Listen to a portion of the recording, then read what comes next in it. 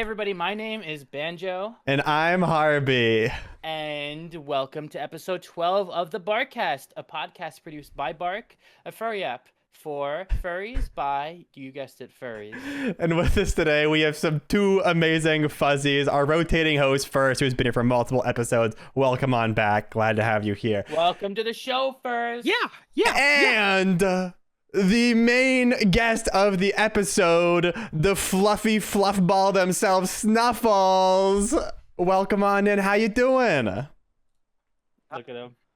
Wait, can you wave your paws at the camera again? Sorry. Oh, That's so cool. oh. Really stretched out pinky as I wave. It's out there. Well, we're glad to have you here. Give me. You know what? Like I always say, pinkies up. Okay. Yeah. Why'd you laugh like that? Thanks, Banjo. My famous catchphrase. Okay. Thank you. Yeah, so usually the first question we ask all of our guests when we come on here to the BARQcast is, how did you get into the furry fandom? So I was like 13.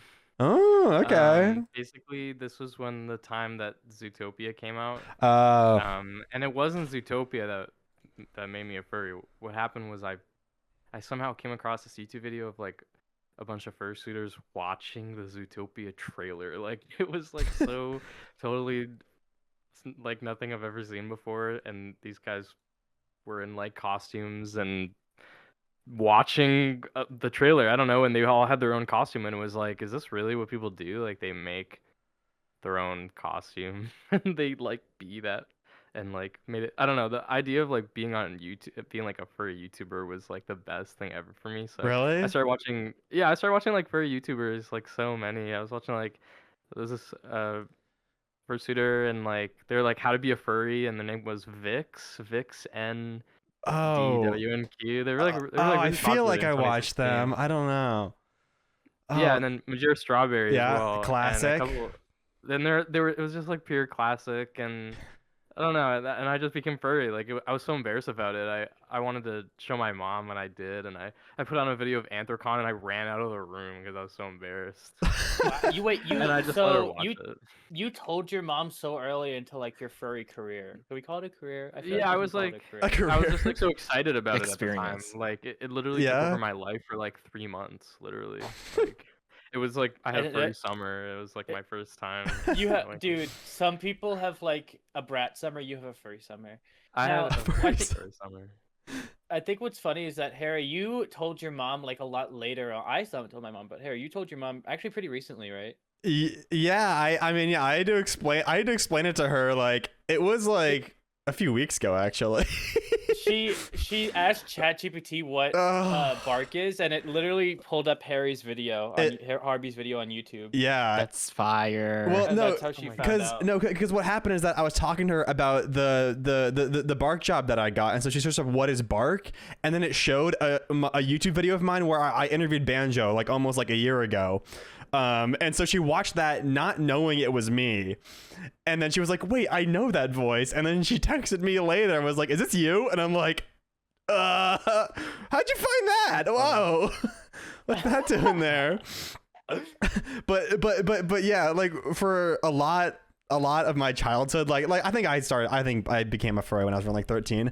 But I remember I was so scared about show it or like having anyone figure out that I'm a furry that like I would sit in like the back of the car on like road trips to watch like furry videos and stuff like that. Like I was very secretive and insecure to make sure that no one found out. So for you to express it so early on, that's awesome. That was literally the only. It's because I was really excited about it. Yeah. And then my mom like forgot about it, and because I was 13, so I started like becoming like a more of a like I kind of like became more of like an internet user with a furry icon, like Yeah. not really furry for like a year or two, and then I started getting back into furry stuff because I started drawing, and like drawing was how I kind of like got more involved with the community, and like that era, like ever since I was 13 and told my mom, like, I never said anything about it. My Yeah. parents saw nothing.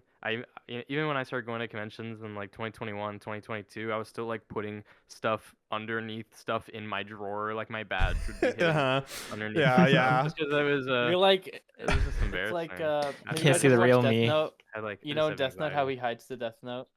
Yeah, with the Yeah, trap. Yeah. that's you with your furry badges. So Yeah, I'm not anymore. I just throw all my stuff on my yeah, shelf. I does don't your keep it Yeah. anymore. does your mom know now? Yeah. She I literally have a fursuit head, and Have you shown Yeah. her the fursuit? yeah, I've shown her my fursuit head. Cause like the first time I had to pack it, I had to get some help and figure it out. And she's like, "You're taking this?" And I'm like, "Yeah, to take pictures with my friends." I don't know. I was Yeah, still shy about it. I just I really Yeah. went my whole life I've not talking about it. So Yeah. I'm I've told still this like before, that. but You know what I mean? I actually have a pretty funny story about my mom and fursuit Oh my heads. god, yes. So I got my first fursuit head. It was like a pre-made from this website called Dealer's Den, which I'm sure many of you know of. That's where I got And mine. my mom saw it and she saw me wearing it, and it was around the fall when this happened, and she was like, "What is that?" And I was like, "Oh, what do I do?" So in my mind, I'm like, "Okay, what's like an acceptable like explanation for this? That's not like, oh, it's a furry thing." And I told her it was a Paw Patrol Halloween costume, and I was like, I was 19 years old, so she's like, "Oh, okay." I guess Oh my my god. 19-year-old son just has a Paw Patrol Halloween costume, so. Totally normal. I think she might think furries are just Paw Patrol cosplayers now. So you're welcome. I mean, yeah. Yeah, kind of. I haven't seen any Paw Patrol cosplayers. Oh, they're out to be there. honest. They're surely out there. I haven't seen any. They're out there. They're out there. Jamie, can we pull up a picture of a Paw Patrol cosplayer? Do I have to and search hold this it in the up? middle here? Do I? I'm looking Yeah, it up. Please, just get it up there, please. Okay. Looking it up. Paw Patrol cosplay. Sorry, Snuffles. Just give us a second. This is really important. Yeah. by all Um. means. Wait. Okay. I answered a fursuit actually. It's just showing me like kids. I don't want to. Okay. Okay. Yeah. I got some now. I got. I didn't even check if the media screen's good, but let's see. Does this work? Okay. I'm Oh, not you there, just got a but huge that's fine. raid. Oh. my We god. gotta- It we got a sucks. raid? Thank you for the raid. Welcome on in. Sorry, I'm not on screen right now. And it's not even showing the right screen because I'm. Oh my God, we got a huge raid! Everybody freak out! Snuffles, freak out! Okay. Inception. Wait, Inception. Wait, Inception. Snuffles, shake your paws! Yeah, Snuffles, shake your paws! Check him. Welcome in, raiders. What's up? For those listening on Spotify, we just got something called RAID. Spell it out for them. Which stands for raid. I think they know. What does each letter stand for?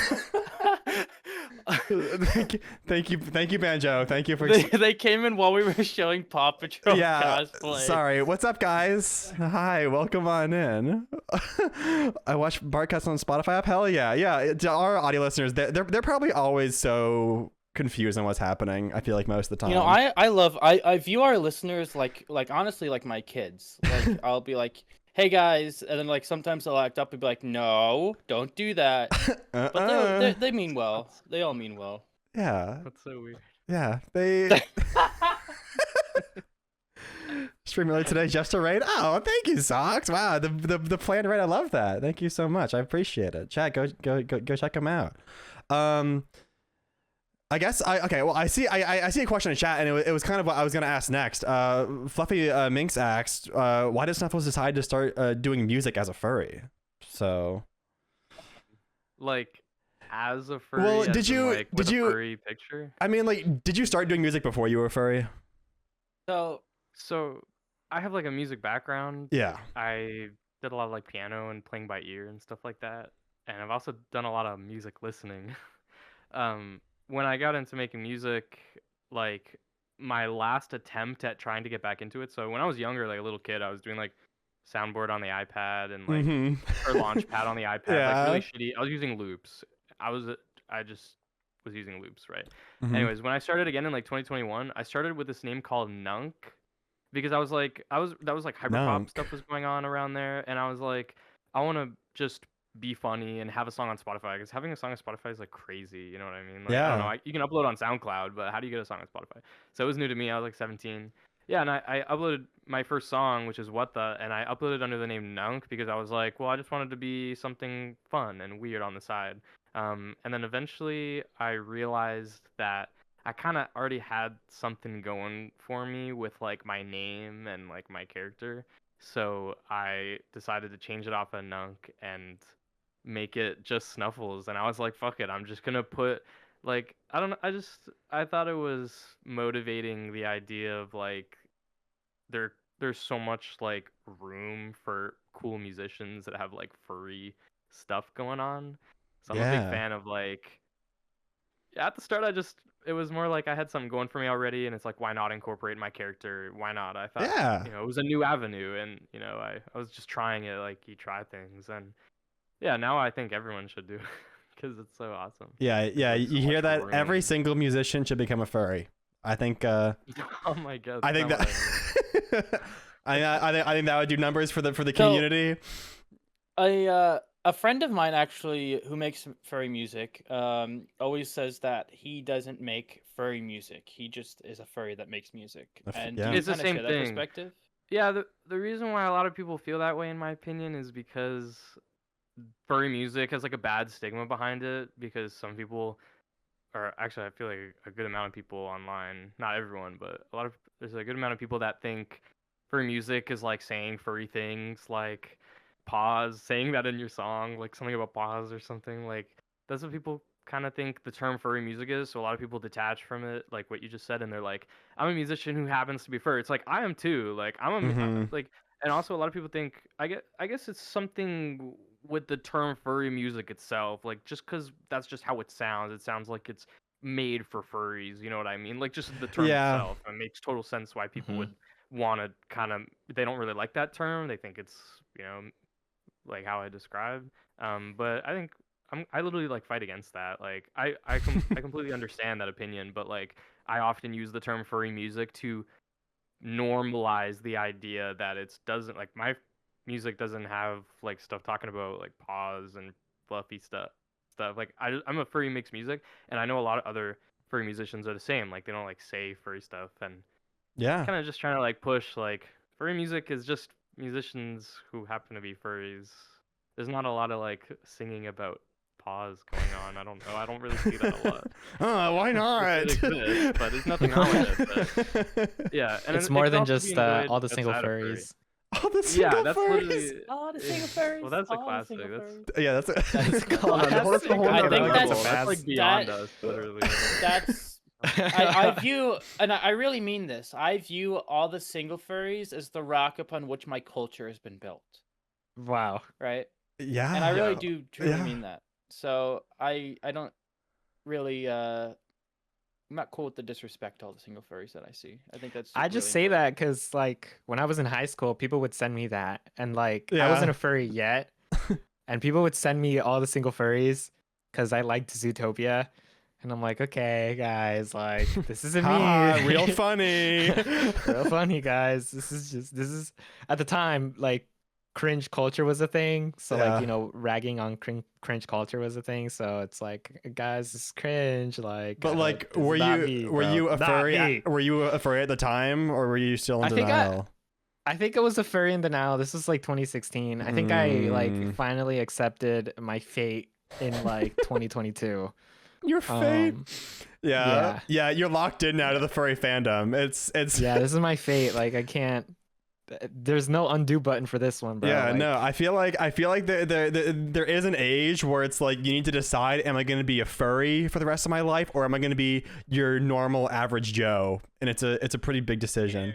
Honestly, that I view it like this. Who cares? Like, Yeah. What are you? You are. I mean, you were in the shower when you decided to be a furry. Like, you were thinking about Me? life. No, I was No, in the shower. Harvey was in the Oh, shower really? thinking about life. I was, Here's dude. the deal, That's the guys. best time to think about life is in the shower.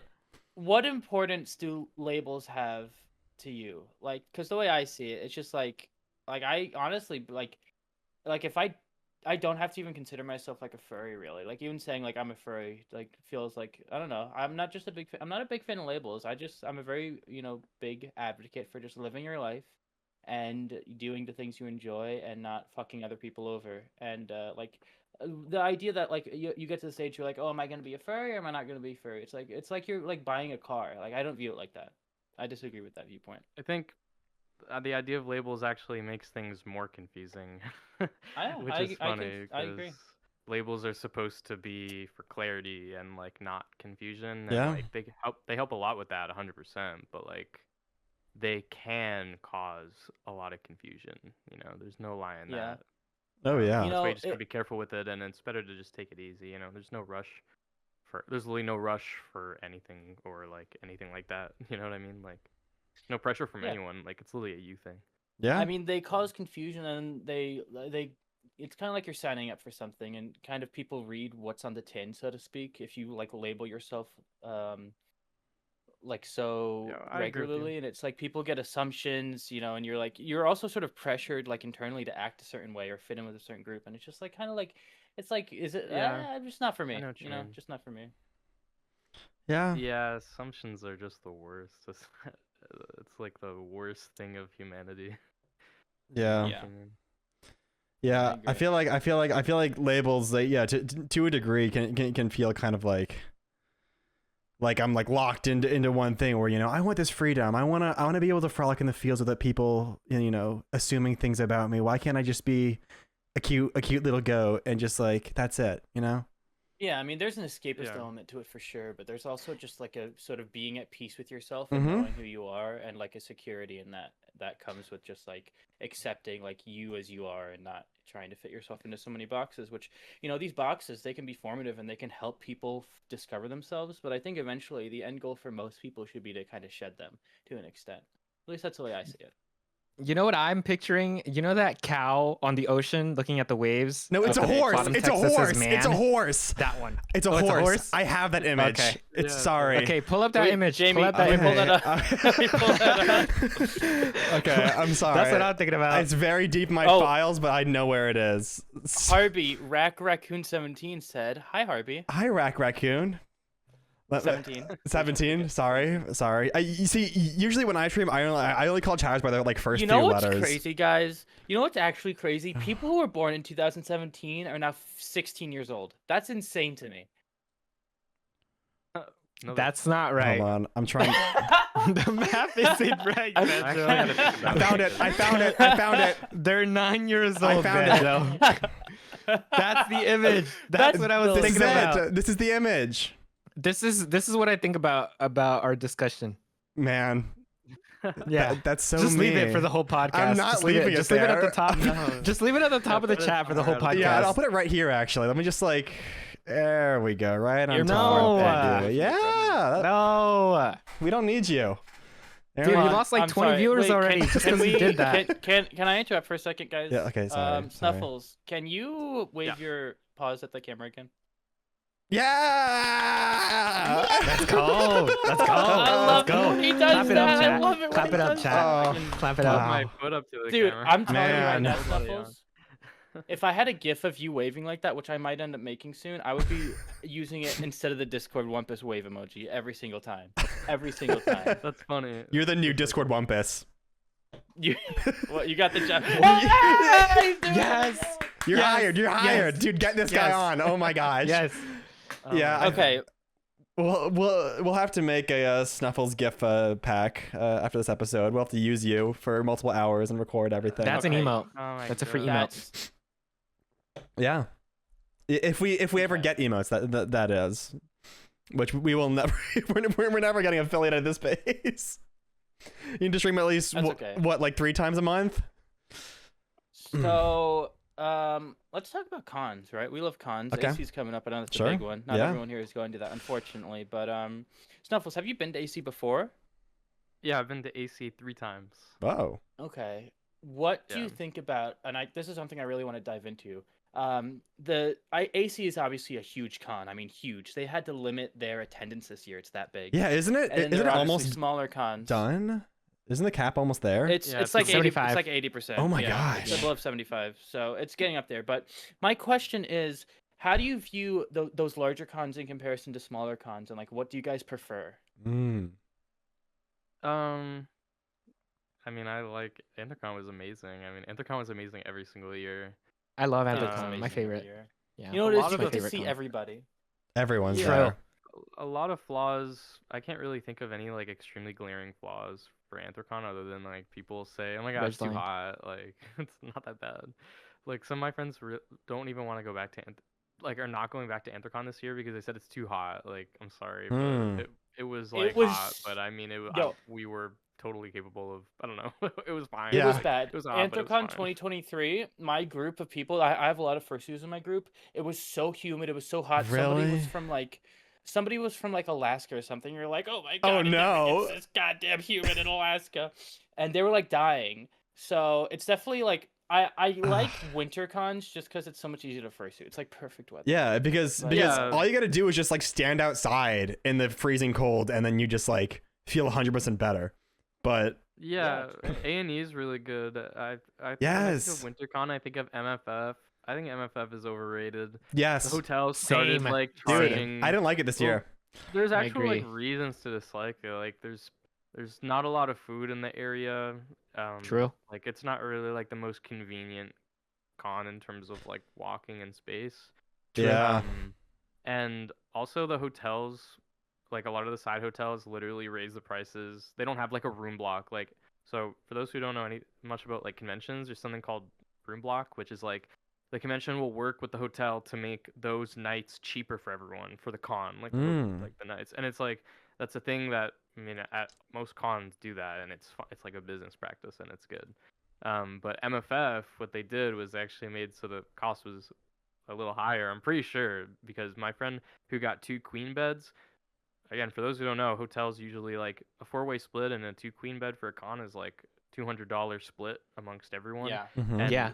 and so at MFF last year, my friend was in one of the side hotels and he had to pay like $450 for a 4-way split. He literally paid more than double his hotel, Damn. like the average, because the Yikes. hotel is actually deciding to do that to the furries, like actually. So I'm pretty much done with MFF. I recommend A&E, Yeah. which is like another winter con A&E in is January. Amy was A&E was awesome. really It was really good. amazing. A&E was Snuffles. so good. It was really Snuffles. amazing. I think all of us actually met you at A&E. We if did. I remember correctly. Yeah. Yeah, we all went to Shake Shack and Yeah. I got a chicken We- sandwich. I don't think I was Did there. Did we? Okay, No, can I first be wasn't honest? I there. don't remember Shake Shack. Did that happen?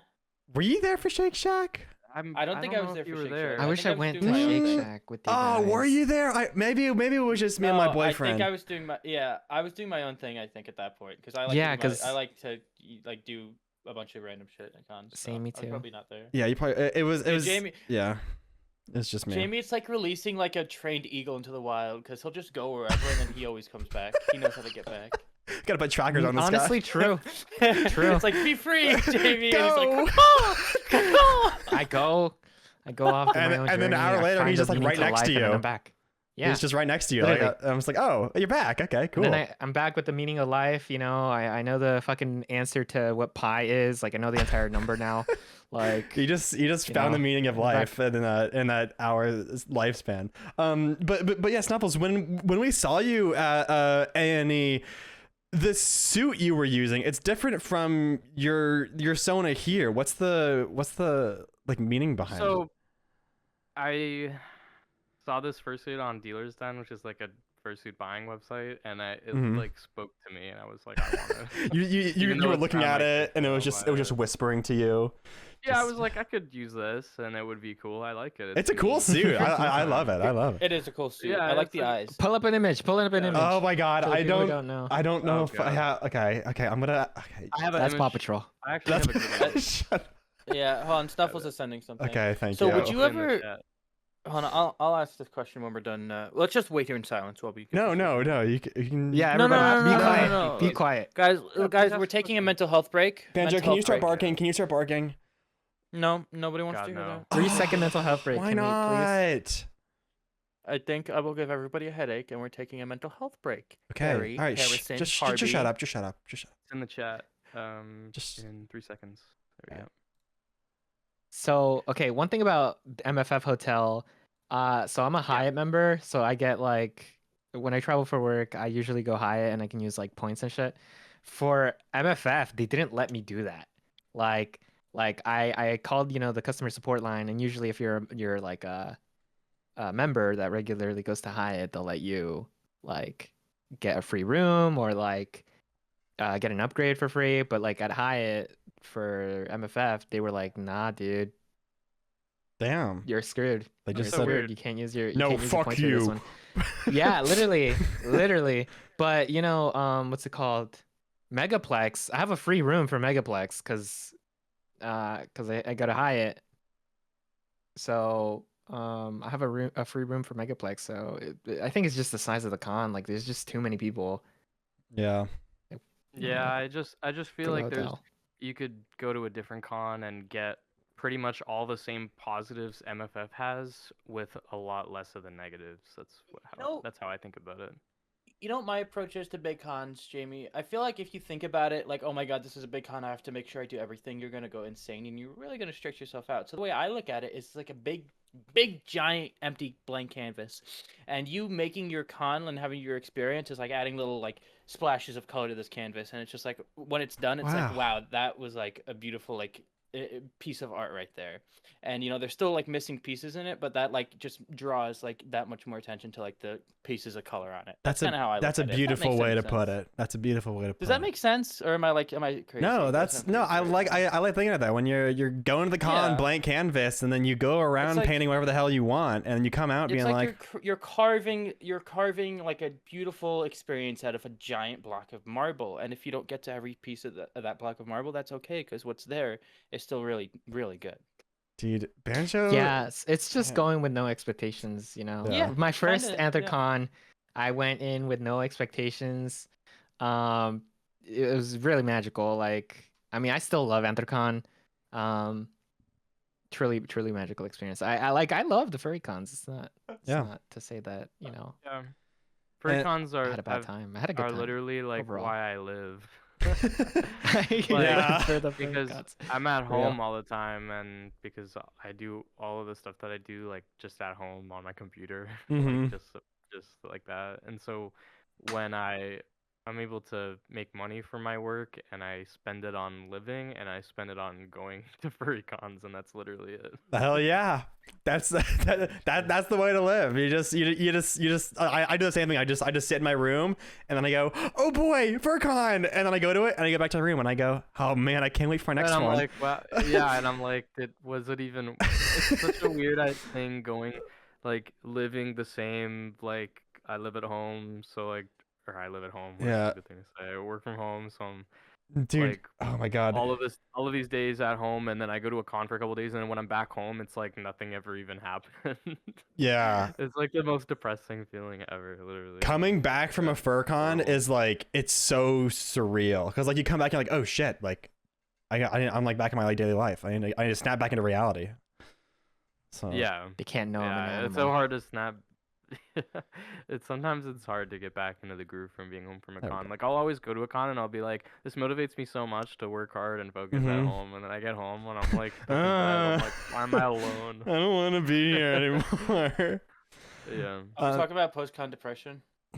Yeah, yeah. No. I'm I guess depressed. like post-con reality crisis. you know? Yeah, that's more. The snapback is just The snap back to reality. You yeah. get like whiplash. You know what the thing is though, if you get too much of a good thing, it just becomes normal, and it just doesn't. It stops being a good thing. It just becomes a thing. So I think it's a good. I think cons are a good break, you know. But we got to go back to life sometimes. you know. Sorry, I love someone Yeah. someone in chat fella said I'm only here for Snuffles TBH, and I love that. me Oh my me God. too, honestly. Me too.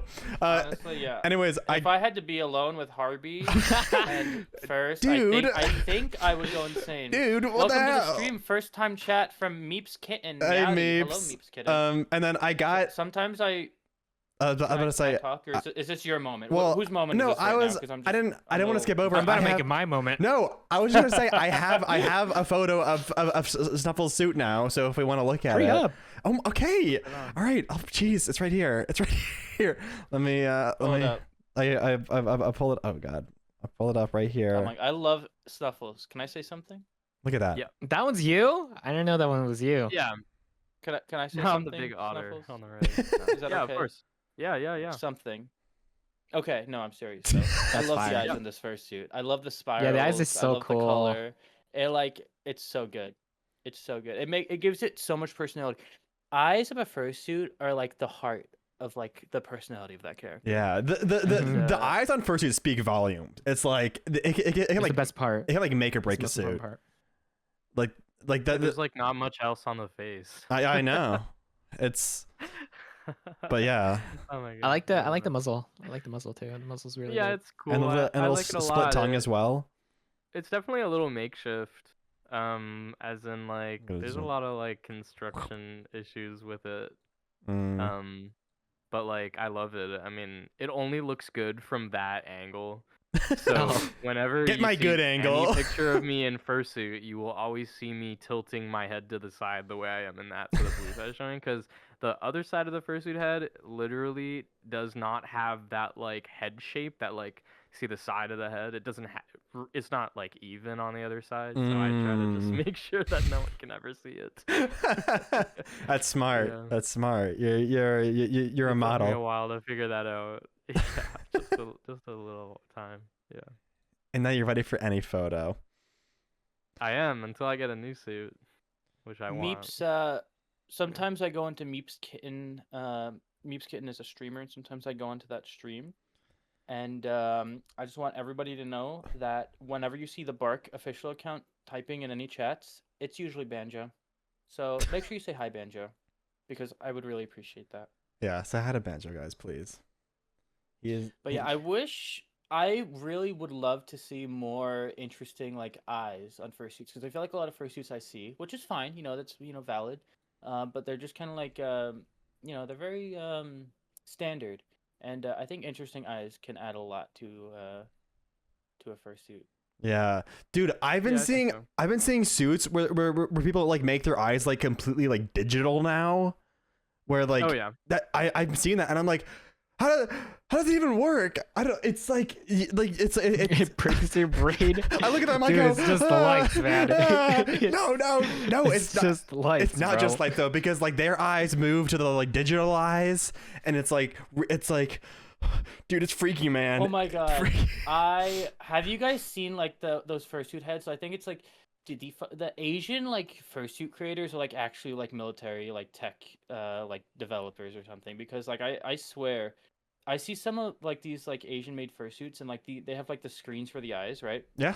And it looks like it's about to go out on like a Disney like world attraction or something. It's so cool. Very Like, it's animated. so cool. So good. So good. So good. Stop making fun of me. I'm Harvey. I don't not. sound like that. Stop. Stop. No, Okay, girl. Let's get back come on track. Okay. We're Okay. Guys, embarrassing behave. ourselves right Girls, now. behave. Hey, Snuffles. So another question from Fluffy here. Would you ever get a suit of a suit of the Snuffles Sona? Yeah, I'm getting that. I'm 100% getting that. Oh my Yeah. god. Yes. Wait, Let's hold go. on. Pause. Yes. That's going to be so iconic, because It literally I is feel like going to be Snuffles, iconic. Yeah. I feel like actually your is going to. fursona is like, I've had friends tell me like they know your fursona and they're not really even like into the furry thing. Like you're like a lot of the art you get just like kind of finds its way into like different circles. So Yeah. I'm hoping, and I'm sure you're probably hoping, but that might just be the #1 mascot of the furry fandom. You might just be the Yeah, #1 yeah. representative of the You furry could be the face of the furry fandom. Somebody's gonna look up furry and it's gonna be you. It's gonna just be you. Oh my god. So you're gonna be the authority. Everything you say will matter and be looked at very closely. So I'm excited for that. So Wow. yeah, big. Do you have like a time frame you're getting it? No time frame. when you have enough money, is the time Well, frame. More of yeah, sure. I just hate the idea of spending a large sum of money like that. That's like the only thing that holds me back. Yeah, like, I- could, but it's Yeah. a lot I of money literally that just You know- dropped uncomfortable. like I just Don't paid leak for it, my Don't leak it. no I just paid for my suit and man was sending that money over hard.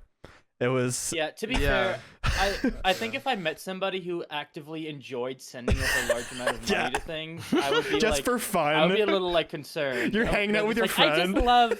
I just love sending money. I love spending a lot of Dropping money. 3 yeah, 0.6K. yeah. Your friend's like Like it's one thing. Here's the deal, right? Like obviously there's like rich people, right? And it's one thing to like kind of be nonchalant and not really care about it, but it's another thing to actively like, oh, I love spending money. I love it. I just Yeah. can't get enough of it. hanging out with your rich friends and they're like, let's play the sending money game. Let's see how much money we can send to each other on Venmo and we'll see who wins. No, And you just send it back and no. forth as many times as you can. Here's the deal, right? Rich people, in my experience, hate spending money just as much as everybody else, right? So that's why I'm saying it'd be such like a weird red flag if somebody like loves like sending a lot of money.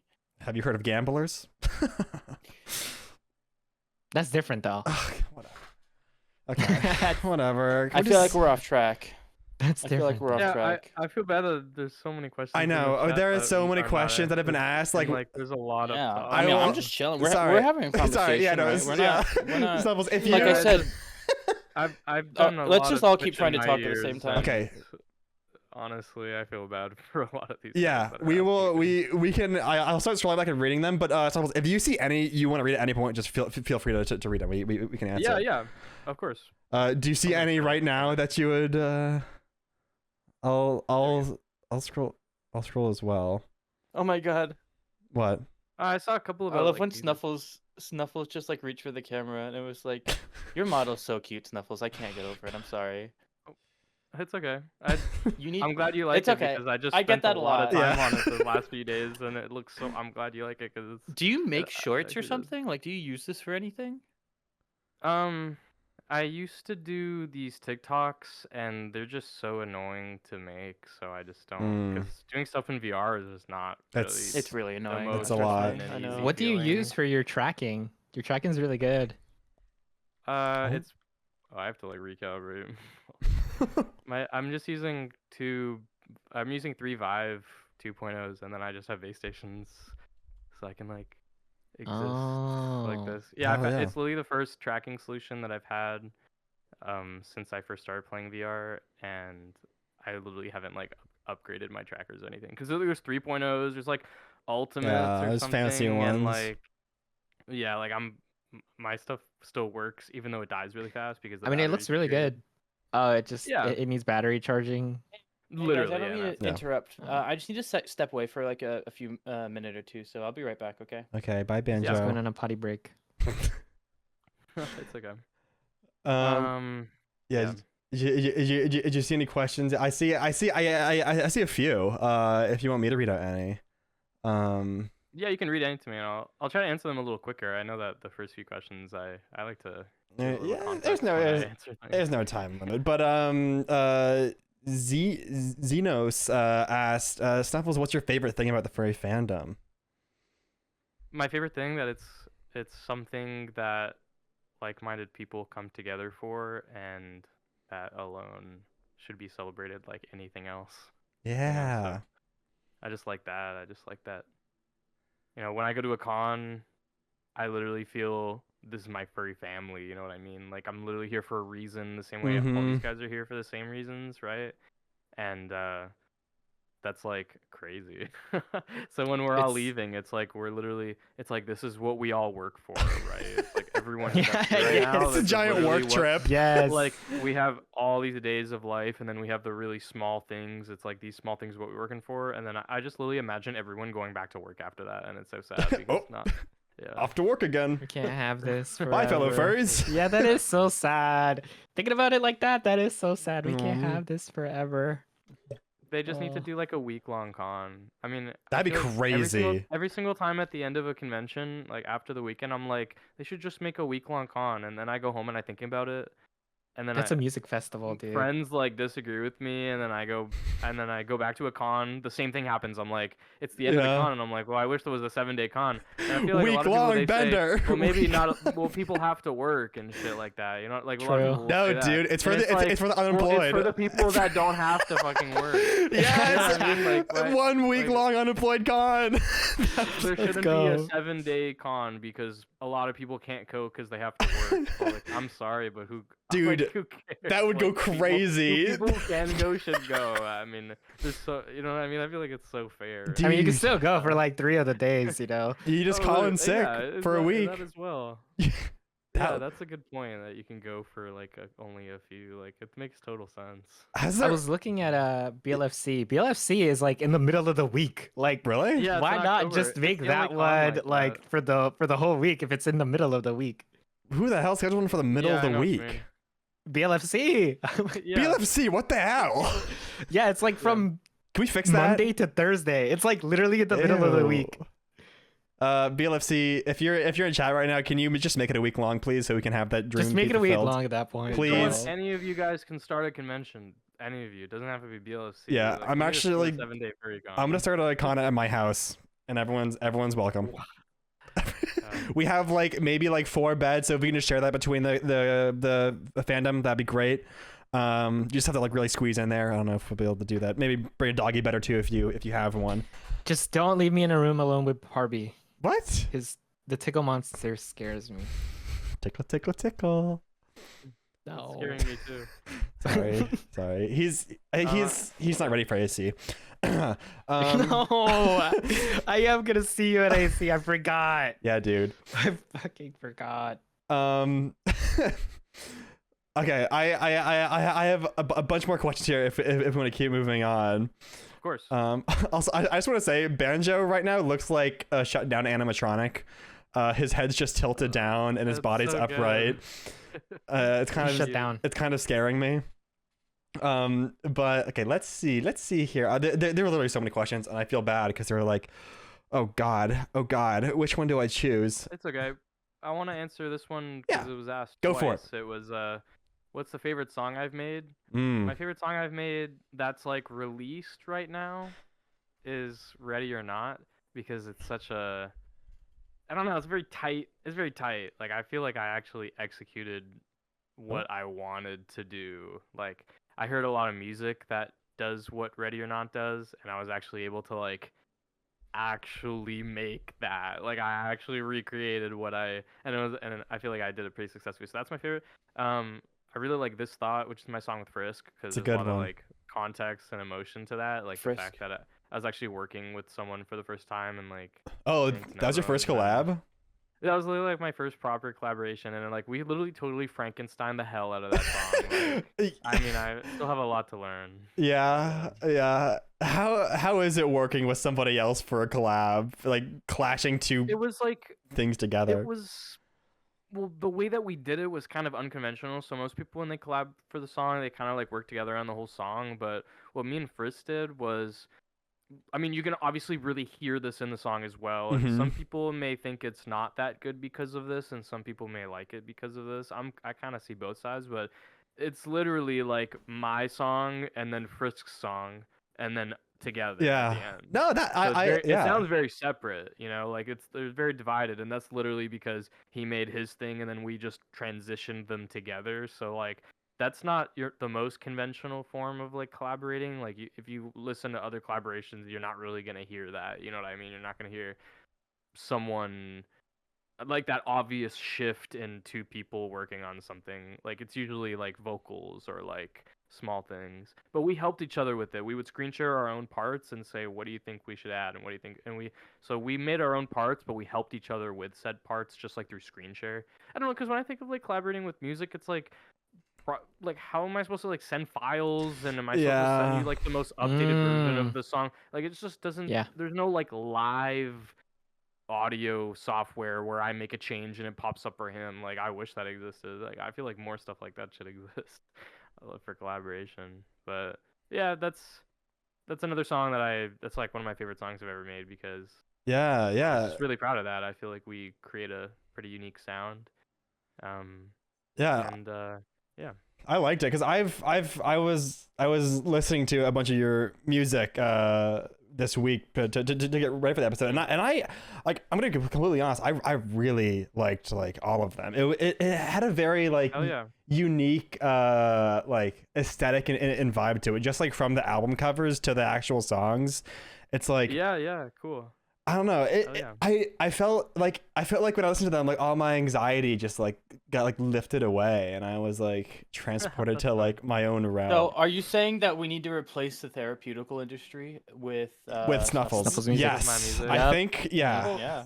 The thing about my music is it's just like you never know what you're gonna get. I'm pretty like I kind of change. Like You know each what you are, song is Snuffles? varies in quality and varies in You know what you are? what genre. What? You're like one of those like mystery jelly bean packs where it's like, is this gonna Bean be a really boozled? nice jelly bean? I like to think I am. Is this one a tasty jelly bean or a yucky jelly bean? Yeah. Well, no, I would look at it more so like, Um, is this one going to be like a spicy jelly bean? Is this going to be a Yeah. sweet jelly bean? Because Oh, Snuffles okay. doesn't make bad It's- music, so it's Because all I can good. literally make whatever I want, true. and a lot of people they ask me about like genre, and I'm like, I don't really go into a song trying to make genre. I go into a song trying to make what I know is good and that people will like, because like I spent a lot of time listening to music, so Mhm. I've spent a lot of time listening to really really good music. I've spent a lot of time listening to the best songs in the world, and I was able to actually like learn why people say those songs are the best and like why people really like songs and like parts of songs, and like What's- my music is made up purely of that idea, is like these are things people like to hear and I like that stuff, you know what I mean? Like that's Mhm. what I like to make. I like to make things where you hear them and you like it. That's like exactly what I'm trying to do. And when it comes to genre, yeah, I'm just making whatever. My songs sound a So, bit different from each other, like each one. so what is one of the best songs in the world? Oh, Oh, there's so many good songs. My God. damn. What's like one? I'm one of those guys where I can't give you like one song, but I can give you like a Yeah, no, playlist no, no, of the yeah. best songs. Oh, there's just so many good songs. God, I have like hundreds of songs that I would say right now in front of me. I don't even know what to say. What about your Where you I pick have from? your yeah. favorite artist? I have multiple. Ugh. I have lots. Well, just give like There's one just song. so much Yeah. good music. One song. Oh God. Well, I wanna. Except all the I'll single say furries. like an indie. I'll give an indie musician. His name is Reserve. Reserve. Reserv. Yeah, and what I really like about Reserve is he kind of does. I just like I haven't talked to him before, but I kind of imagine that he has the same kind of ideas as me, in the sense of like these are good sounding things, and I make music with these good sounding things, so the music sounds really good, and it just sounds so amazing. It's like the best music I've ever heard. Like, and that music has like 2,000, 3,000 plays, literally. Like, Oh wow. I'm that guy. I always say like, if your music's really good, you will get plays, and like, but you also have to like put yourself out there. And I feel like Yeah. Reserve doesn't really put himself out there a lot. But like now you guys know, like here's this Yeah. this music Chat, from Reserve. go And listen. He's just like a solo young guy as well. Like he's literally just like a young adult Hell yeah. making music on his computer, and like I relate to that. So I like him. So would you say he's a little reserved? Dude. Honestly, I haven't even thought about that, but Shut the fuck up. So this will be the Stop. last time that Furry Spirit comes on this channel. What? Yeah, I think we're done with you. I don't want to play with you Alright. anymore. Whatever. I I don't really want to care. answer this one question. Go that, for it. Like, is actually a very interesting question. Yeah. But, this Furry Juice says, I don't know if you've been asked anything. I don't know if you've been asked this, but besides the art and music, like, do I want to start like a project, or am I in college? I'm not in college. I do, however, have a couple of ambitions beyond art and music. Yeah, like I've been a game designer for a really long time, and Ooh. I'm not a programmer, but I do know game design very well. And I've designed a couple things in the past, and like my real dream is to be like a head of game design and have a team that will be able to like That'd be awesome. make the games that I like, bring them to life. And yeah, that's like my real Yeah. like music is such a dream job, and I like have it, and it's not even like I'm not even at a far extent of it, so it's really exciting. But I also really want to make games and be the head of a game thing. Yeah. So- I have a lot of connections within the game industry, especially like high profile game industry. So if you ever want advice or just want to talk to somebody, let me Okay. know, and I can maybe connect you at some point. Yeah, that'd be awesome. Yeah, and It's so just like I don't really when I think of making games, I don't think of like working for a company, Yeah. because No, I they'll never it's- be able to my vision. they won't understand. Yeah. I have no. They absolutely will not. I mean, there's so much. I don't know. I The- just gaming is so the- down for me right now. the Like, I have people no- I know are very big indie developers, so I think they'd be right up your alley. Okay. Okay. Cool. Yeah. Yeah, and- that's But yeah, fun. that's really sorry. Go ahead, Harry. oh, I mean, I was just gonna ask, like, if you're big into game design, what's your favorite video game you've played? Oh God. The Legend of Zelda series. Oh, I really like Outer Wilds is one of my favorite games of all time, because dude. it is literally a one of a kind. Like I'm a big guy when it comes to like originality. like I'm really big on originality. And Outer Wilds is like literally the most original game I've ever played in my life. And I've played a lot of games. Dude. Like I've been a consumer my whole life. I've played a lot of games. I'm gonna say with Outer Wilds, I got it. It looked really cool, but I'm the type of guy where like if the game doesn't have like yellow tape for me to follow, I don't know what the fuck to do.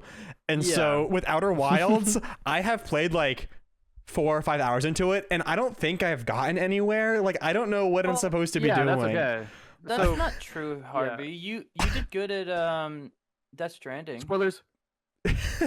No, yeah, I started Death Stranding as well, but I haven't finished it. But yeah. Oh, Death Stranding is a very different game. No, yeah, but Outer Wilds is like, like, isn't it just like you find shit and then it like I don't know what to do.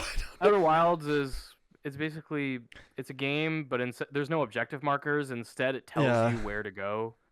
So you just have to do it just doesn't have objective markers. It's literally a full-fledged it is like a non-linear game, so like it's very intimidating because it's like it doesn't feel linear. It's like, do I have to do things in order, right? But honestly, a lot of people, I mean, I've studied the game design of Outer Wilds extensively, and it's basically, it is somewhat of a linear game because like you go somewhere and it tells you to go here, and that place tells you to go here, and if you follow that trail, it literally is like almost a straight line. Like there's some parts where, like, let me explain the game. So it's like you start here and you do straight line, and then you hit a dead end. Yeah. And then it gives you hints on where to continue. So you go to here, and then it's another straight line, and then that connects you to over here, straight line.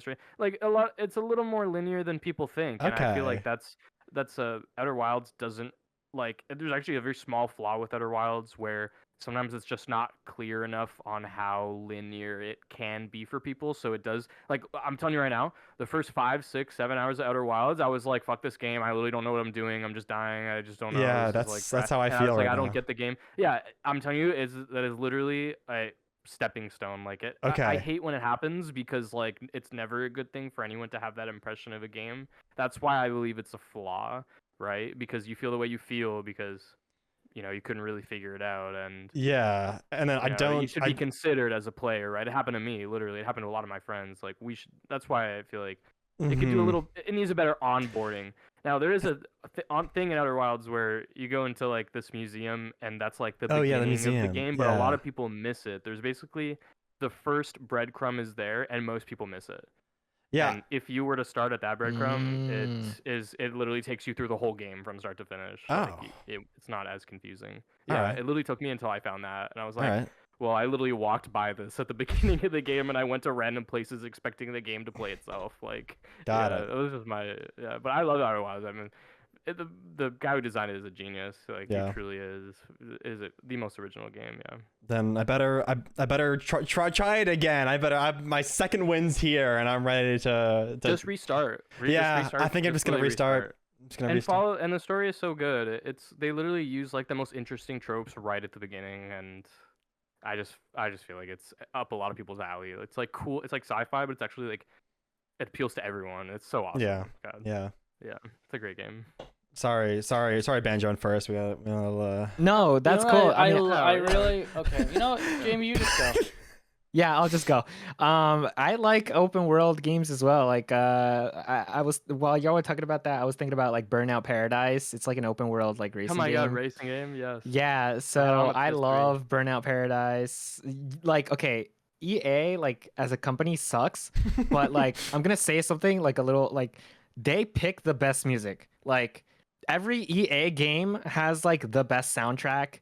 Like fucking every sports game, every like racing game, like the soundtrack will always be like a super banger. Like you go into any game, you type soundtrack and like everyone, like there's 3 different playlists of people who like made the playlist that's in the games because they just know how to pick out the songs. Like right. I mean, because they have the money to like license them, but like exactly. Yeah. So like I was thinking about Burnout Paradise and how like they had like really good music, like that too. Yeah, I love that one. Yeah, I haven't played that game. I want to play it again. Forever. Oh yeah, I've not heard of that one. But I do love Legend of Zelda Tears of the Kingdom. Like that. Oh God. So good. I could talk. I could talk about Tears of the Kingdom for a while about how not pretty things. Oh, You don't like that one? Pretty. It's not that I don't like the game. It's that I don't like Nintendo. They're fucking.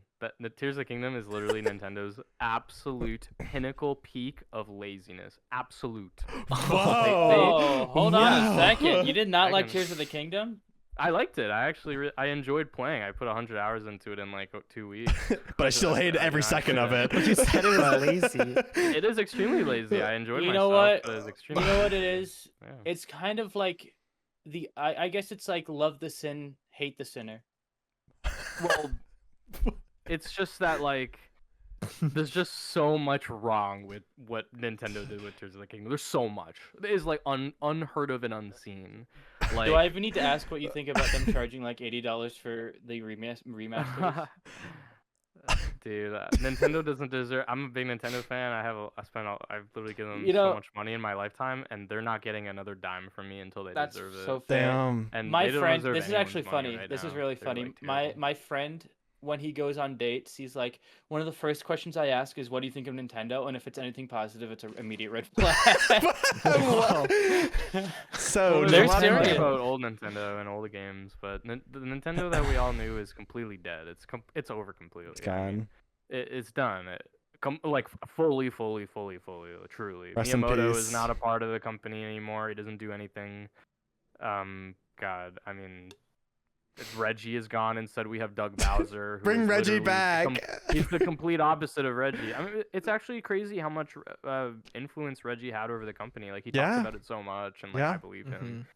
But like to the new guy, Doug Bowser, he literally does not give a single shit about anything. Like that guy literally has not done a single thing for the publicity of Nintendo ever since he got hired. And it's like he is literally the polar opposite of Reggie, like completely. I mean, it's just I that's mean, just one small thing, yeah. you know. Reggie got Wii Sports to be for free, like Yep. part of the buying the Wii. It came with Wii Sports because of Reggie. Oh, He really? was the one who like really, yeah, he really like fought for that. Like he had to fight Yeah. for them to like include a free Reggie's game very in it. smart. He that's the best thing they could have done that would have made them the most amount of money. Nintendo was about to You- do something in hopes they would make more money than what Reggie said, and because of Reggie thought that he knew better and they did it, they actually made more money. It literally is comes Yeah. to that when it comes to like business and stuff. It's I'm not really- sure how much of this is just like completely like rumors or made up, but I think I heard that Reggie would like put up a fight against the like Japanese like wing of Nintendo a lot more when it was things that was like if he wanted to do something that he thinks would be like good for the consumer or like just good like publicity or whatever and just do like weird things. He'd be all about that. And then I think Yeah. when Iwata died, a lot of stuff started going really downhill too. Not that it was like perfect before then, but I think Yeah. Iwata definitely had a big impact on the whole Nintendo company. just doesn't give a shit anymore. They are Yeah. trying to make us pay more for less new shit. Like we're getting less and less new stuff, and they want us to pay more than we paid before. And in Yeah, turn, I- they're doing less work and want us to pay more. And there's so much evidence. There's really so much Oh. less that they're doing now. A lot of it is just like they're just kind of like overconfident. They're just like, oh, we can just do anything, and it's like Apple. Yeah. People are gonna keep buying iPhones, but I think the more you chip Well, and people chip just away, need to keep eventually. shitting on it. I- People I, just need to keep Yeah. shitting on Nintendo. I like they think do. Yeah. the funniest thing was when everyone was trying to like quote unquote boycott the like new Switch 2. Everyone's like, oh, I'm not gonna buy it, it's so expensive, blah blah blah. And then like the second it got released for pre-order, it like sold out in like a second. Yeah. I was like, what the Yeah. fuck, guys? Dude, this I is think- actually I so think crazy. The Harvey- comparison to Har- Apple is spot on though, Banjo. Like the Yeah, comparison it to really Apple is is. so spot on. Yeah. They're like, oh, we can get away with anything. But Yeah, and Harvey then it was like, sells out. oh, I want to order the Switch 2 so bad. I'm like, dude, don't do it. He's like, I want it so bad. I'm like, you do not want the Switch 2. Why? So you can play one $80 game for the next 4 months? I like He's Mario like, I Kart. want it so $40 bad. tutorial. $80 game. What Dude, is it? okay, Is it yeah, the, 60? the $10 whenever- tutorial. whenever- $10 $10. tutorial. It's like $10. Whenever Harvey would be like, oh, Oh. I'm going to order the So Switch 2, I'd be like, stupid. oh, God. I'd be like, what games do you want to play in the Switch 2? And he wouldn't answer. I did answer. What are you talking about? Mario Yeah, you Kart like some 9. game that comes out in 4 months. Well, yeah, like they have released a lot of cool games I wanna play, but they're not coming out for like few months. So all it is Mario Kart. Yeah. Yeah, like and Mario. what? I can't go and play Mario Kart right fucking now. Like, I can't go and play Mario Kart 8 Deluxe, which has, like, what? How many tracks does that game have? Like, fucking 60 or something insane? Yeah. Like, Yeah. more? You know, I Yeah, can like, already can see go the play Mario title. Kart if I want, you know what I mean? Like, I'm Yeah. not paying 500 plus tax to play fucking Mario Kart. I already can. Like, they literally deserve it the least right now. So Yeah. it was literally the least amount of reason for people to buy it and play this. And they're also like Yeah. they're so like annoying with like their copyright. Like I get it, like it's Oh. they're It's been a right and forever everything, but thing. like they're just like so bad to the community. Like these are people who like love their Yeah. games and want to play their games, and they're turning them against them in mass. It's so dumb. Yeah, I agree. I'm on the fan side and the community side when it comes to that, but I also can understand Nintendo's perspective of like they're very stingy with it's their work and they want their work to I be mean, represented in the best way. Like they don't want someone to Mhm. find this fan game and it's I like can maybe not that good and then people don't like Mario now. Nintendo actually believes in that very strongly, and that's exactly where they Yeah. come from. Yeah. I can get that from the perspective of like a very like a company guided by a bunch of old like Japanese businessmen. Like I could definitely understand that. Yeah, perspective in emerging reality, it from that. doesn't really hurt them. You know what I mean? Like Yeah. in the way that they believe, maybe it does exist in a very small amount, but a lot of people believe that there's more benefit than there are those people who are actually turned away from their IP because they play a fan thing, like Sonic, for example. Like the Sonic team's always like, yeah, make fucking Sonic games, and it's funny because Yeah. the fans make better Sonic games than the fucking people behind that stupid team. Yeah, that's true. Sonic, I don't mean to just throw out a random negative thing, but like Sonic teams suck. They deserve it Like, though. If you are. What if just they're gonna throw watching a right random- now? They deserve Sonic, it. I hope they know that they suck. I love Sonic Proof. Unleashed. I can already see the title for this podcast is going to be Nintendo ruined the furry fandom. Oh Yeah, my god. What? that'll do good. I don't know about that one. Yeah. Completely. I'm gonna make the ruined. executive decision and not make that. I the need to step thumbnail. in. No. Yeah. This is No. funny. This is actually a good story. Harry will like send like the thumbnail drafts he's yes. doing for the This is- videos to chat, right? Well, let me finish. And then Jamie he'll add everyone and be like, "Hey guys, how does this look?" And Jamie will be like, "I need to step in. I need to step in." That's all he'll say. Well, because Look. what happened is that Jamie or first here is our thumbnail guy, but for like the past 3 episodes he's been away or busy, so I have to do them, and I do them and I send him, I go, hey guys, how does this look? And then first goes, yeah. I don't go, So I say it sucks. About, I don't. yeah, I I actually don't goes, go, it so fucking yeah, I sucks, say- man. I say it sucks, and like They're you need not to do that better, bad. bro. They're not that And bad. then we had a 2-hour call about like the design elements. We were talking about fucking like framing, composition rules, and like graphic design and like color theory and like what it should be, like the concepts of like Okay, you really okay. get less than a second to make an impression. We don't need to get like- into this right now, okay? We've had We it. do need to get no, into it. I no. think This we is should get into it. Snuffles' episode. This is not yours, okay? Snuffles looks interested. He looks interested. No, Somewhat. no. Somewhat. You don't give a fuck. You I'm genuinely finding don't new give a questions here. I'm trying That's to okay. listen, yeah. No, don't worry about it. We're gonna make you a beautiful thumbnail, whether it's me who makes it or first here. We'll You're do. not making it. Okay, Snu- whatever. can I cut in here? Run it Can I by cut in me here for a before. second? I need to say something. What? Yeah. Snuffles. Let's get back on track, guys. Snuffles, I just need to say this. It's been on my mind and I can't stop thinking about it. I love your model. Uh-oh. I love it. Oh, thanks. Yeah, it's just, Yeah. it's like addicting, awesome. you know? It's like, like yeah. a drug. That's awesome. That's actually a good. That means it's good. Like if this was if this was advertising like some like sketchy pharmaceutical like medicine, I'd be like, I would get that. Yeah. Buy this. This is the mascot of a pharmacy. Is that what you're saying? Yeah, some sketchy drug. Hey guys, it's me, Snuffles. Side effects might include death. Oh Buy no. my ibuprofen. I don't Okay. even know what witty thing to say. That's okay. Here, we can do the thing where like you just like talk, like you like pretend to talk, but your mouth's are just opening, and I'll do like the talking. Ready? You can just say Well, a yeah, word okay. and we will all laugh in unison. Okay, Go. ready? Okay. Hey everybody. Hey everybody, it's Snuffles here. I'm sure you've seen me all over the place, especially on Furry Twitter. I'm super excited to announce my partnership with Mobutrin.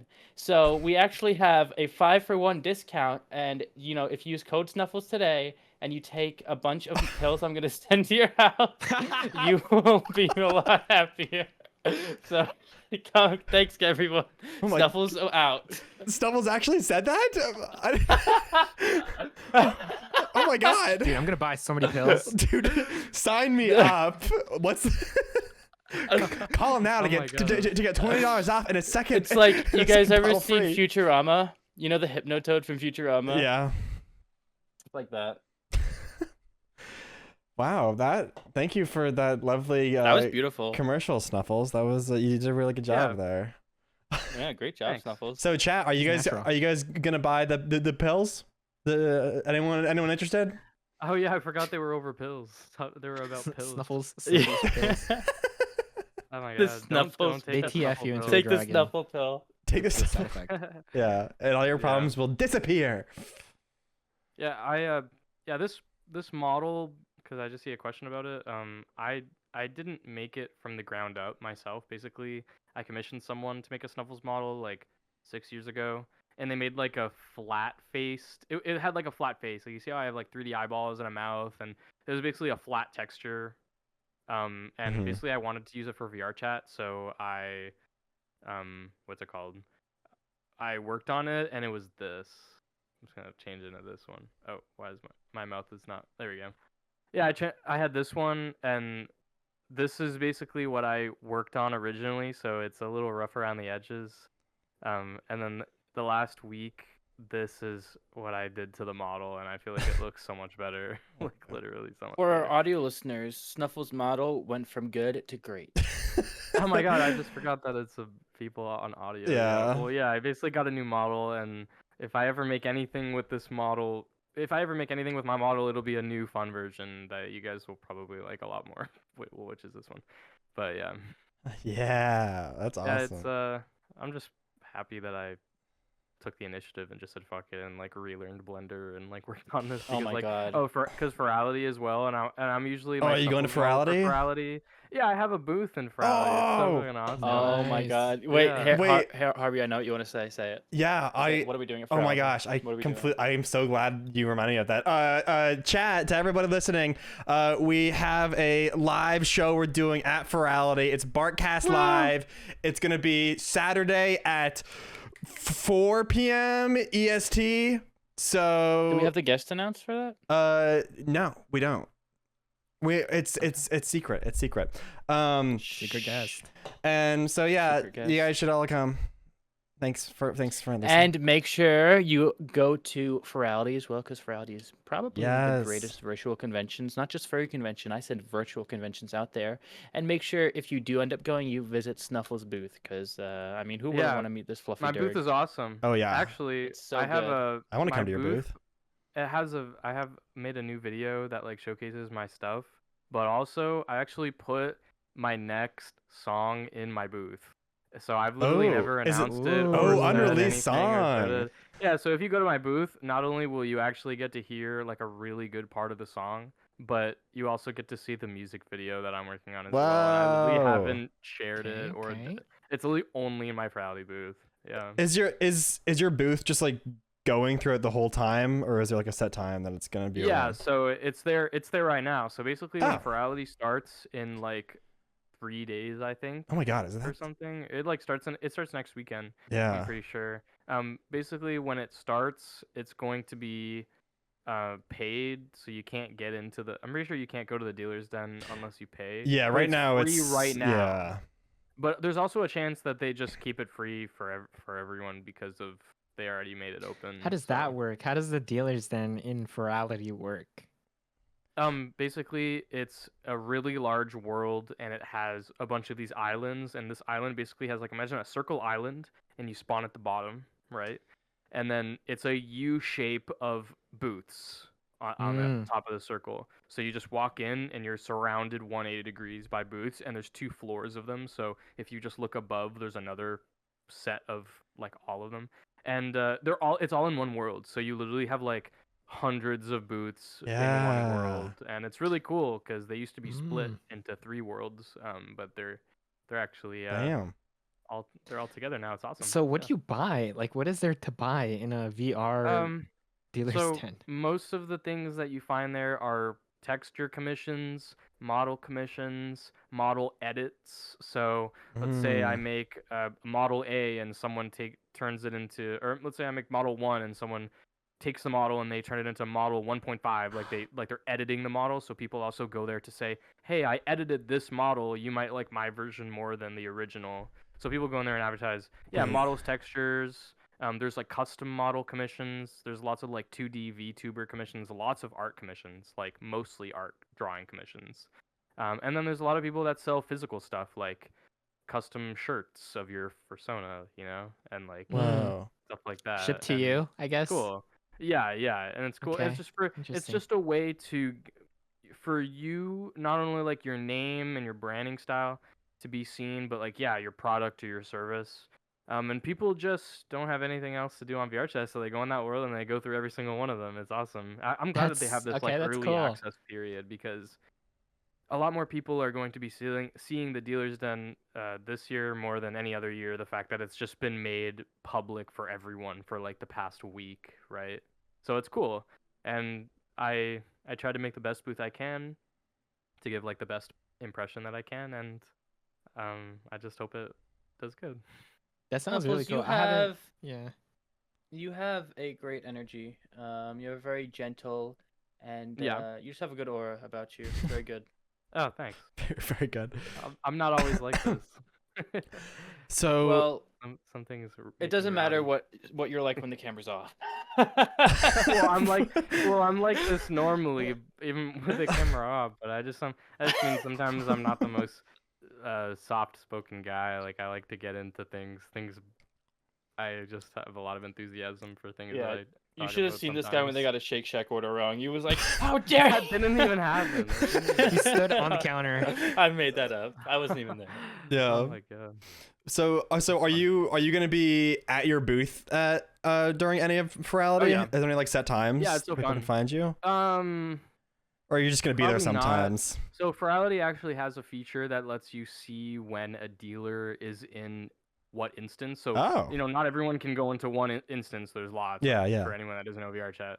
And yeah, I love to spend time at my booth. It's so fun. Not only that, but I also get to see other dealers at their booth. Like last year, I had like dealer neighbors where they were like people right beside me, and I was like, hi, I got to know them. It was so fun. Aww. But I love being able to like talk to the people that they just ask me questions. That's usually how it goes. It's like people go there and they like, they compliment you because they go to your booth, and because you're there, they compliment you, and I like that. But also I care way more about like being asked questions about my work and stuff like that, because like, you can't ask questions to my booth. It's not just gonna like answer the questions, so it's good to like be there, right? Yeah. And yeah, it's just so awesome. I And- just love being able to like talk with people that I don't know. And Yeah. people learning me for the first time. Yeah, it's a good feeling. You know what they always say? I love turning strangers into friends. I don't usually make friends with the people that come by to my booth, but I make enemies. no. Oh my god. Yeah, I feel like you guys should have a BARQ booth. Like, is there a BARQ booth? No.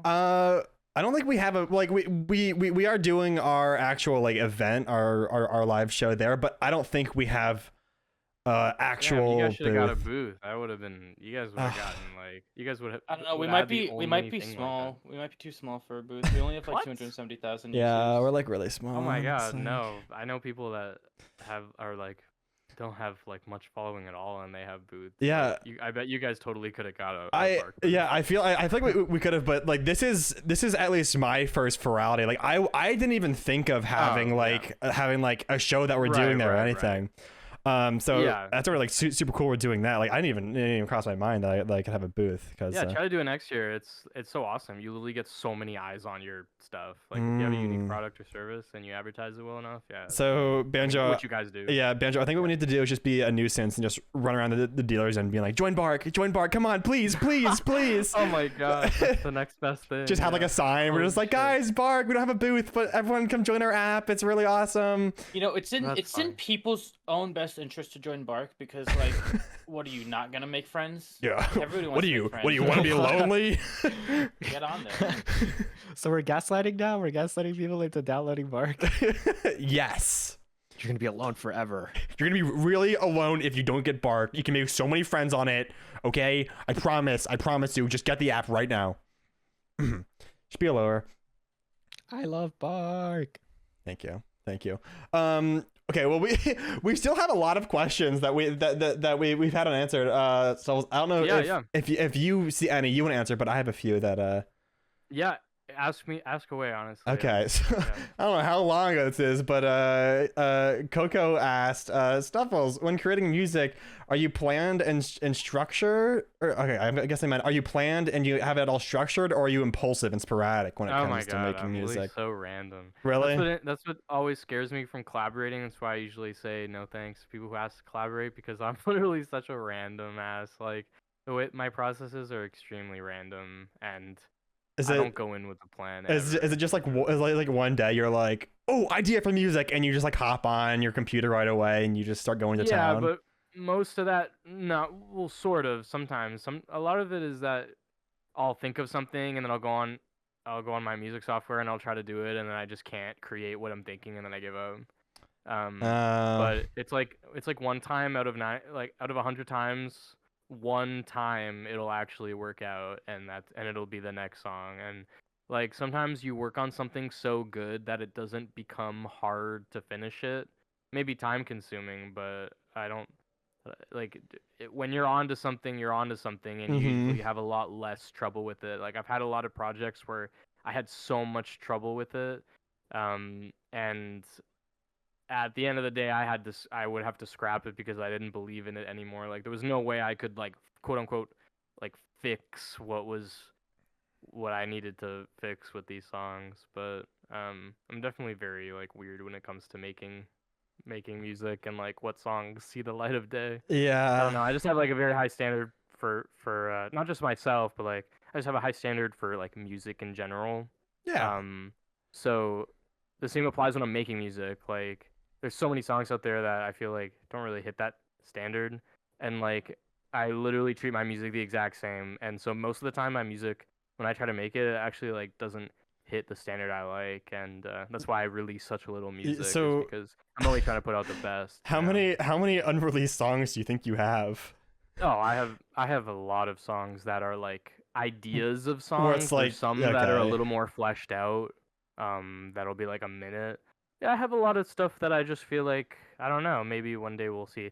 I think it's good that those things exist and I can access them whenever I want to, right? Because I do reuse things from songs that I don't finish, and like I think that is such an amazing technique for making music, is like reusing stuff that kind of didn't work out, and like taking the best parts of a project that didn't work and then putting it into a new one is absolutely fucking crazy. Every time I do that, I feel like I'm like maestro. Holy shit! It feels insane. It really does. It's Whoa! Cool. It's actually the best feeling. Yeah. Yeah. Yeah. It's hard. Like it's hard, but it's also the best. Yeah. Was there ever a point where you were like almost finished with a song, where it's like almost fully fleshed out, and then you're just like, no, I'm done. Oh my god, so much. And you just throw it out. Like, I can't. You just that literally happens to me more. That happens to me more than the good projects happen. Like, really. Oh yeah, much more. Like a lot. Yeah. Damn. So is this stuff like keep you up at night? It doesn't really keep me up at night because I know that there's always like a new project after that, and like it doesn't keep me up. I mean, it doesn't really, it upsets me, but it doesn't like, I know it's part of the process. Like I've been you're like living used the to it by music now. You're experience like for years. Yeah, I know that it's just a thing that happens. Like, oh, I'm working on this song, this I is worked just months not on gonna it, be. but it yeah. doesn't have that level of quality that, even if other people find it good, like if I think that there's potential that I can't tap into, I'm just gonna repurpose it and maybe make something new that can reach that level, which I just did. Like, okay, you remember that question earlier? Someone said, "What's my favorite song I've ever made?" Yeah. My favorite song I've ever made is actually my next song that I haven't released yet. But like, those answers I gave were true still. But like, I truly think that my next song is like absolutely fucking insane. Like I feel like literally everyone is going to love it. It is Ooh, I'm such a excited. very That's exciting. advanced. That's exciting. Yeah, Oh.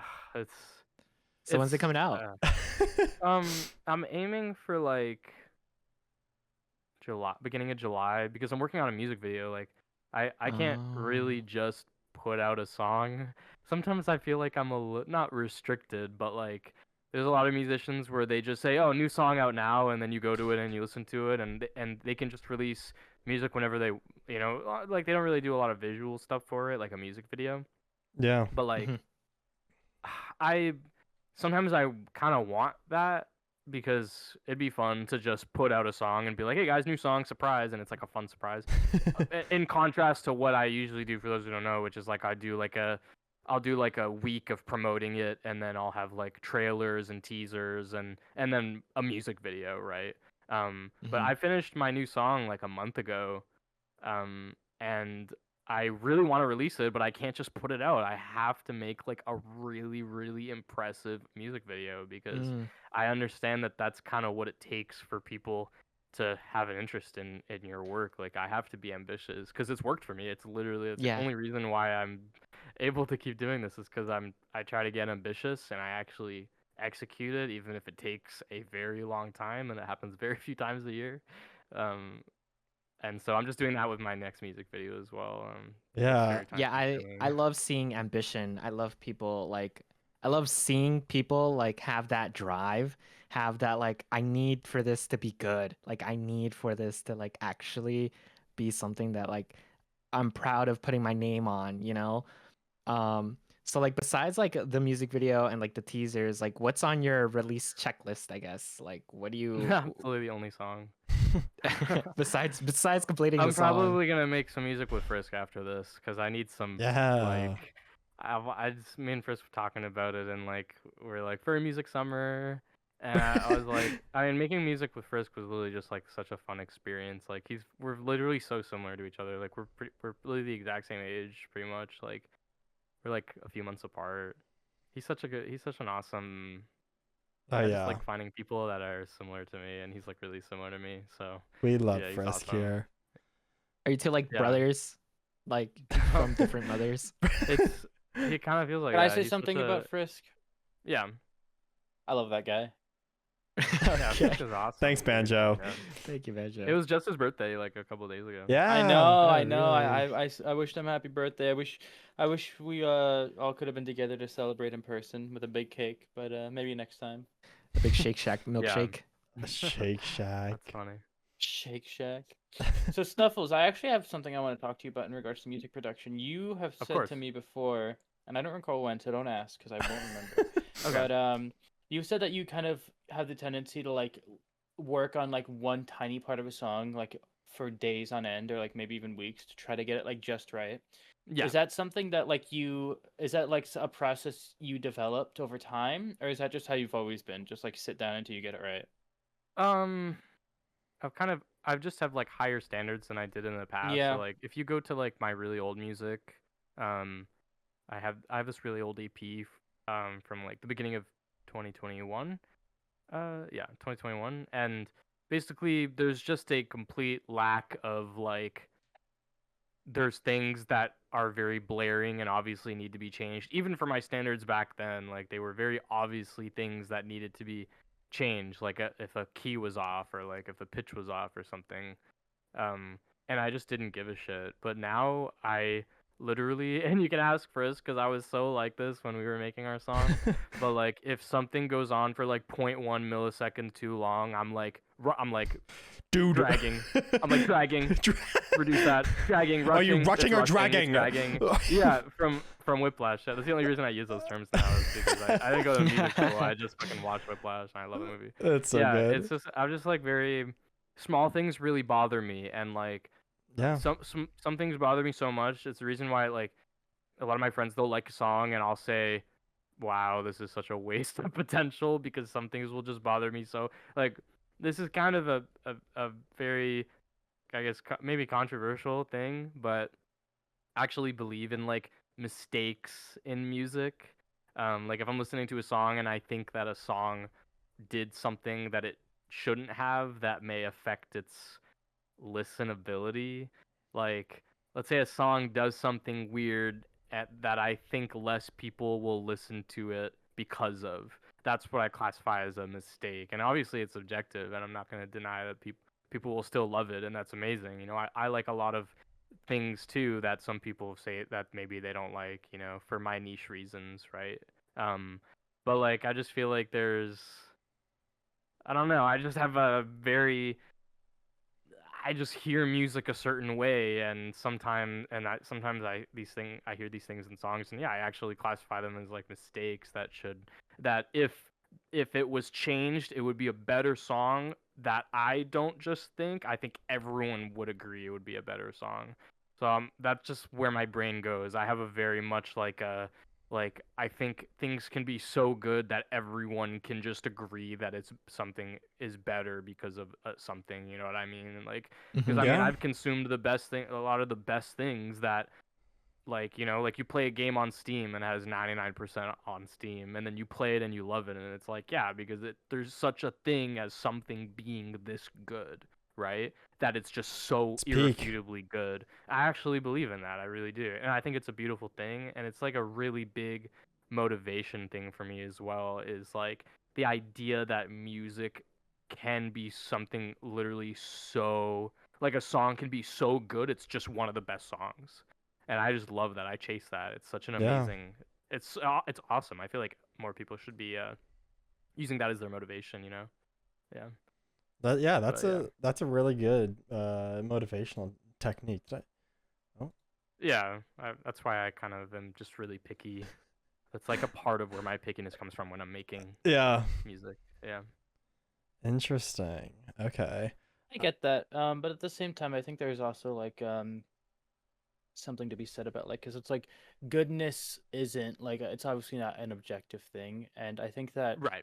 like I agree with what you're saying to an extent, but I also think that it's important to encourage, especially like budding song makers, to kind of just experiment and do things that maybe don't sound conventional. But like Oh, of I course. do agree with what you're saying, Yeah. definitely. Yeah. But I just want to make sure that it's just like it's like also important to acknowledge that like it's okay to like do weird shit and just like make your art Oh, and make your absolutely. song and just have it be whatever it is. Yeah. Yeah. I just think it's just an awesome thing. Like, because there's a lot of success in nicheness. There's a lot of like let me put it like this, like say there's two sides of the fence. You have like the side of the fence that's like you make something really niche and experimental and unconventional, like what you said, and then there's like public appeal, right? And a lot of people think that it's one or the other, but I actually think that there's like a hidden third option at the top, which is, you know, making a niche with a lot of the stuff that makes something publicly appealable, and actually being able to maintain your vision with a niche, and you can like accomplish both of those things. And I think just Yeah. my opinion that the best things are the things that can achieve both. But a big part of that is, yeah, like what you said, like the niche sound. Like no one should be afraid of doing that, like you know, and experimenting, because it's literally a stepping stone towards, you know, that, for example, if that's your goal, like appeal and niche. I don't know. It's awesome. It's literally so there's so many niches that have like not a lot of public appeal that are extremely popular, and that in Yeah. itself is so interesting and like crazy because it literally defies, you know, a lot of what I just said, and Like it's an FNAF interesting music. reality. You know, like Yeah. nerdcore. Yeah. I think it's called Yeah. Nerdcore. nerdcore. Yeah, I agree. Yeah. Yeah, I feel like It's like nerdcore actually 15 has million views on like a FNAF yeah. song, and it's like okay, that's like half. That's like the population of like a whole continent. Like I don't know. It's like the whole There's world. definitely Yeah. there's definitely like something out there for almost everybody, but also on this Oh at the yeah. same time, I think that what I see, or at least what I've observed in my personal experience, knowing a lot of musicians, is that a lot of the times if people are getting into something, and this isn't just exclusive to music, but if you're getting into something and your goal is just to get big, and that's kind of what motivates you and drives you, a lot of the times you're never going to arrive there because you want like what you love, and what you want is the result of hard work. And if you don't love the hard work it takes to get to where you want to be, um, then a lot of times you're going to crash and burn. And the hard work here is like making music and getting better at that craft and learning that art. Right. So Really, what I say is like if you, and this is what I do. I make music and I don't really post it anywhere, but like if you Right. just want to make music and if you just love making music, it's completely valid to just like make music and then just like not even post it or not really even worry about like getting big, because like I feel like that shouldn't be like the primary driver. It's not super sustainable in my Right, opinion. right. Oh, I'm flying away. Come Yeah, back. I agree with you. That it's a byproduct is what Yeah. getting more and more popularity is just a byproduct of uh, providing a good service or product, or in this case, providing good music, making good music. Um, yeah, like getting popular is a byproduct of it. So you should chase the greatness of your work, because getting whatever popularity is, it just comes with making fantastic work. Yeah, so obviously the focus should be focusing on Yeah. the quality or originality, or or literally just whatever you value and want to do. Yeah, it's awesome. Well said. Well said. Yeah. I mean, like at least for in terms of me, because I'm a content creator. Like I, Yeah. there's like the like fast lane you can go down to like becoming popular, whatever, by just going on the like latest trends. Mass appeal, Yeah, mass appeal. exactly. Yeah, But it's like, lame. I Yeah, like I yeah. like to I want to like try to be as original as possible. I want to be as true to myself. Where so like whenever I'm making my content, I'm always making sure that like this is true to me. This is what I want people to perceive my content as. I don't care if it Right. performs well or Yeah. it's like does horrible. Like It literally depends on if you wanted to perform well or not. Like I know people where they literally just like, I'm just trying to post and for people to see it. They really have like no goal of, because then you can do whatever you want. Like, you know what I Yeah. mean? Like, you don't have to aim for any public appeal. You don't even have to mix your niche with public appeal. You don't have to think about it. You can just do whatever you want, right? And that's for people, yeah, who don't care if something doesn't do well. But there's also a lot of people who they they do whatever they want, and they actually want it to do well, right? And they actually want to see results from it because they believe that it deserves it, and that's entirely fair. I mean, it's very normal. Everyone wants to be their work to be appreciated, and their current capabilities to be appreciated, right? And like a lot of people, I don't want to keep saying a lot of people, but just people, some people, um, things don't work out when they expect things to work out, and they kind of blame everything else instead of like kind of thinking about what they can do differently. Because like it's kind of a thing you have to like learn. Like you have to learn what people like, and like what makes popular things appealing, or like what makes things appealing. So like if you actually are trying to go for, you want a following, like again, byproduct of making great work, but you want a following, you really have to focus on your work. Yeah. Literally, like you absolutely have to, like there is a reaction to what you're doing, right?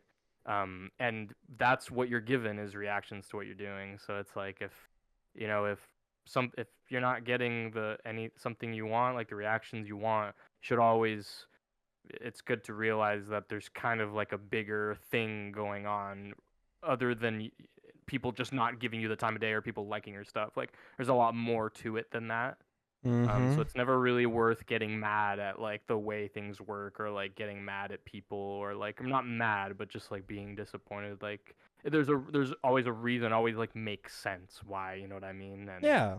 um it just breaks my heart when I see people like I'll follow someone, and like they'll say like, oh, I feel so bad that my stuff is not doing this or that, or and it just breaks my heart, because like I want them to reach where they want to be, you know what I mean? Like I feel like everyone should be able to reach exactly like where they want to go.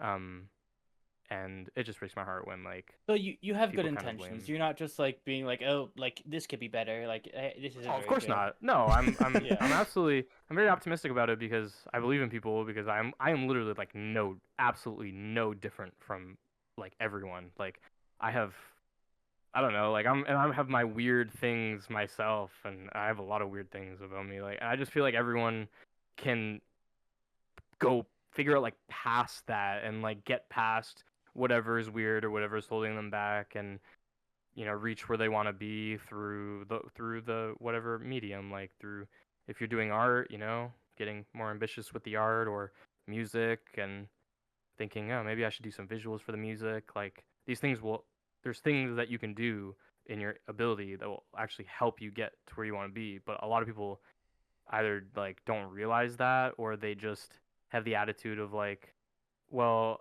I just feel like people should like what I'm doing, and that's that. Like, and I totally understand that reasoning because I've literally thought that a million times. Like, I'm literally millions of times. Like, again, I'm like no different. Um, but it's cool when you figure out, what it takes, and it's motivating. That's why, like, a lot of why people look up like my music, especially early on, was like kind of like the art and the visuals I was doing for it. And like if I didn't do said art and visuals for my music, I would have gotten there would be significantly less reasons for people to check out my work. I'm really creating reasons out of thin air for people to check out my work because I want them to check out my work. So it's like, what does it take doing this? I didn't know. I tried it. It worked. I kept doing it, getting more ambitious with it. And like, it is literally a true thing that like you have things in your capabilities that will help you, that will like add on to what you're doing right now, that will help you. I don't know. It's just like, I Yeah. just believe in, I don't like rambling about it. I just like believe No. in everyone, and I think everyone deserves to know that things quote unquote work a single way.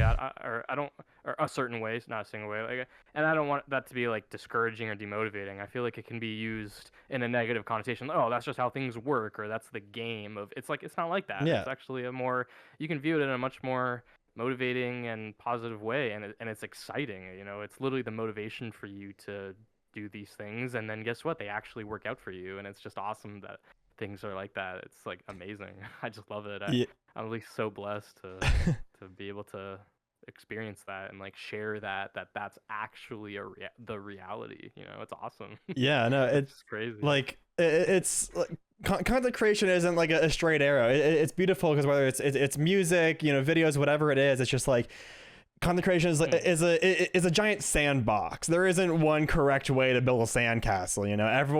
Everyone can be unique and different in their own ways. People have their weird things to them, and they build it in a weird way, but it's still extremely very extremely possible. Yeah. Literally, it's all depending on what the person's thinking. Like, actually, Yeah. it's just the way you're thinking about it. Yeah. Yeah. I'm. The way Oh, sorry. You go, Banjo. I was gonna say, just my thoughts on it is a lot of the times it's just a matter of mindset precedes your reality. Like, I don't think people really acknowledge how powerful your mindset can be in the shaping of like the things you are and aren't able to do. Right. Wow. Damn. Yeah. It's also a lot of consuming as well. Not add. I said earlier that I listen to. Yeah, I've been a consumer my whole life. I've consumed awesome things. I've consumed things that I didn't like. I've consumed things that I call the worst things in the entire universe. What I mean? Like, I'm a consumer, and it definitely takes being a consumer to, know like the better things that you could do, because you consume things all the time. Like, you see the things you consider better, you consider you see the things you consider more interesting. It's like, okay, well, what are they doing that is even more interesting? You know what I mean? Like, it's like learning. Yeah, no, I understand. Yeah, it's just the best. Like, I just think it's so awesome. Like, yeah, I'm like a business guy too. It's kind of like in the realm of like business and transaction, even though it's not really transactional. It makes sense. Like, I'll make music and you listen to it. It's a transaction. It's a form of transaction. Yeah. And I just think that's why I love business so much, is because a lot of things are like that, like transaction, and there's a lot of room for improvement and etc. Yeah. Yeah. I'm betting right now from these words of wisdom from you. There's someone listening to this in their car right now, and their whole life has just been changed. I pray to God. I'm Listening to speeding to get home to work. That's on literally that my project. goal. Like, that's exactly why I'm saying all this, because like, I don't know. I've never had any. You want to know? People said to me, practice, or I don't know, like this. I feel like I've never really heard anyone say the things that I'm saying. Like, I'm literally a consumer who tried some things that I learned from being a consumer, and it's working out for me. And like, I want people to know that that's fully within everyone's capabilities, in my personal opinion. Yeah, you Yeah. know, like Especially people who want it and want to do it. You already have your foot in the door. You know what I mean? See- Like, you literally already have your foot in the door. difference between you and me is that you watch TikTok to doom scroll, and I watch it to research. Okay, I go through every Oh single my God. video and I nitpick and I go, okay, that's what I can be doing better. I like that. I'm gonna take that. Not even. When I consume things, I have a very like I'm not like, oh, I need to write this down. I just consume it and I go off of the way I feel. Yeah. And you know, just a consumer thing, because I've spent more of my life being a consumer than a creator, so I know how to consume. You know a thing like or two everyone about else. consuming. Yeah. Let's just say I've been Yeah, around the 'cause block. Even today, I still consume a lot more than what I create, even as a creator in multiple mediums. It's just how it is. I mean, there's so much awesome stuff out there that I want to watch and play. Like, that may not be awesome or may be the most awesome thing. I have no idea. It's just the best part about consumerism and transaction and business. So if you're a consumer, how much do you usually spend at the dealer's den? FWA, I went to FWA and I didn't even go to the dealer's den once. Really? But it was because of lackluster. Oh. It was because of the I heard that, and also like just the past dealer's den visits, I haven't been really like that interested in a lot of stuff, honestly. Damn. I just feel like, I mean, I can start talking about gaps in the market now for dealers. What gap in the market do we have? We're getting onto the I- no, capitalism part of that. There's a lot of I- there's a I lot of gaps super in the agree with clothing you. market at dealers den. A huge, like Yes, unlimited I do agree vastness with you. gap for clothing. Yeah. Yeah, I There's agree. a lot of gap for plushies, or like I mean, the only things I buy from dealers den are like plushies, because people will just have something. I just love plushies. Like, I'll walk by and I'll see it and I'm like, yep, I'm going to Yep. this and buying that. Like, Give me that. Yeah. Give me that. Yeah. 'Cause So- I just love plushies. Yeah. It's funny that you say that because like I've been to other cons, like my local anime con, and like the dealers dens I feel like are getting kind of samey. Like Yeah. It Um, kind of is that. they're getting In a kind way. of samey, and It's like, all when you becoming say, drop like- shipped. I don't know if Uh, it's drop. No, Yeah. it's not that. It's I think people need to come out with really good products that are fairly priced, because that's like consumerism 101, is like the price of something in relation to like what it is. yeah. And I think there's such a thing as too yeah. much. Like Oh yeah, absolutely. there's such a thing as too yeah. much.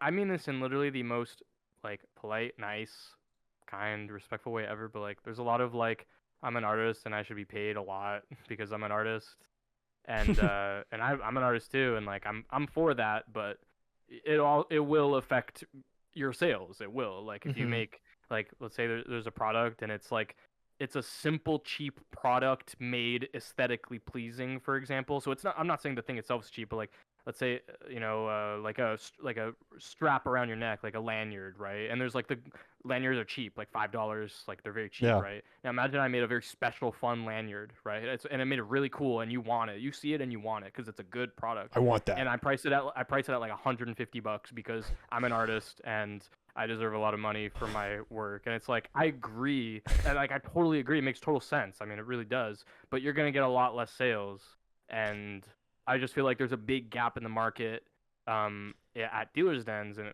I guess this applies anywhere. But if we're talking about dealers' dens, for like people are going to the dealers' den just for that product. Like, there's really such a gap for that. Like, imagine someone Mhm. comes up with something, good price, good idea, good aesthetic, is exactly what people would want, furries would want. It makes total sense to buy this.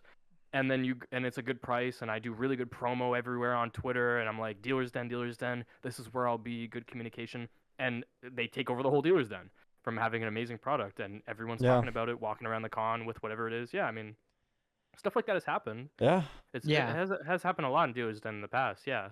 But like, Yeah. there's unlimited gap, like literally. There's literally Yeah, no, unlimited I gap. totally agree. I think things are getting like for dealers and like a little too samey. Like I've walked around like some of the anime cons, and like some of the artists like are super talented, but like they all offer like acrylic keychains and like posters, and like they're cool, Yeah, but yeah, the like posters. it I gets agree. to a point where like there's too much of like the same thing.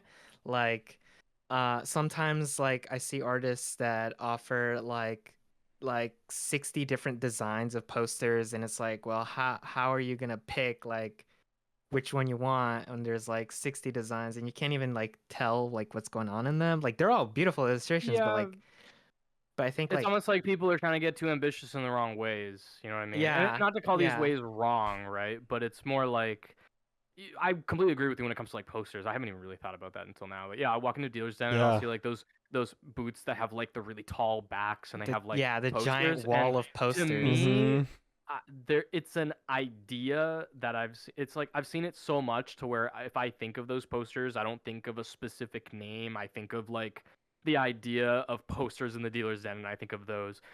That alone is a big gap. Like that is what I call a gap. So if I went into a dealer's den and I saw posters that were something fresh, unique, they did it right.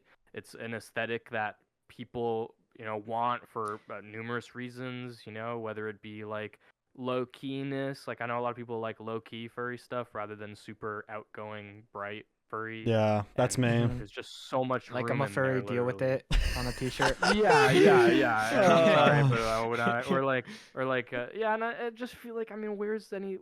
I don't know. There's literally so much, and obviously it's a hard thing to do to especially because Yeah. we're talking about independent people, like who's gonna start up a big clothing thing, and then I just Mhm. feel like the people that are trying to be like slightly better versions of what already exists, which makes sense. It's like here's this product.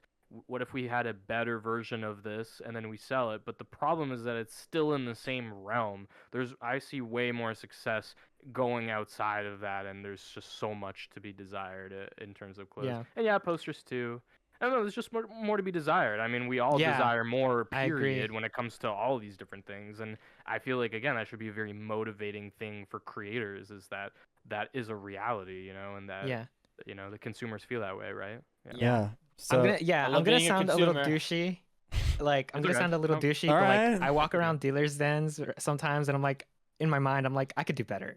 You know? I need to step in. yeah. Oh my I need to God. Yeah, step in. first my But, like, thumbnails, honestly- and now it's Look, and now look, it's sold dealers. No. I've God. told a lot of people this. Like, I feel like I can do better, and like that's and Dude. like I'm making this a goal. Like I'm making it public, but like I'm making this a goal for myself that like I want to deal. Like I want to be at a dealer's den. Trust me when I say this, Um, you already have your whole foot in the door, like Yeah. more Mhm. than a lot of people, and that's exactly Yeah. exactly what you should take advantage of is having that interest. And Dude. those Mhm. thoughts, All I Yeah. can imagine is just at a con, Jamie walks up to a booth and just looks at it and goes, I can do better, like straight to the person, and then just walks Like, away. Okay, no, I'm not that rude. Crazy, I'm Jamie. not Yeah, that I can much do of an better. asshole. I can do better. But- So Like- I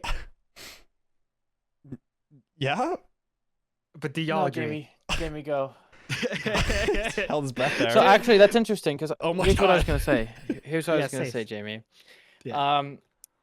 I'm definitely a very analytical consumer. I would call myself. So, like for Mhm. example, I'll be walking around a mall and I'll be like looking at the logos of like certain like stores, and I'm just like, that is such a terrible logo. Like they Yeah. could do something so much better than that. You know what I mean? Yeah. Like, I have I that type of think- We I mindset. think like talked that all about the this time. actually.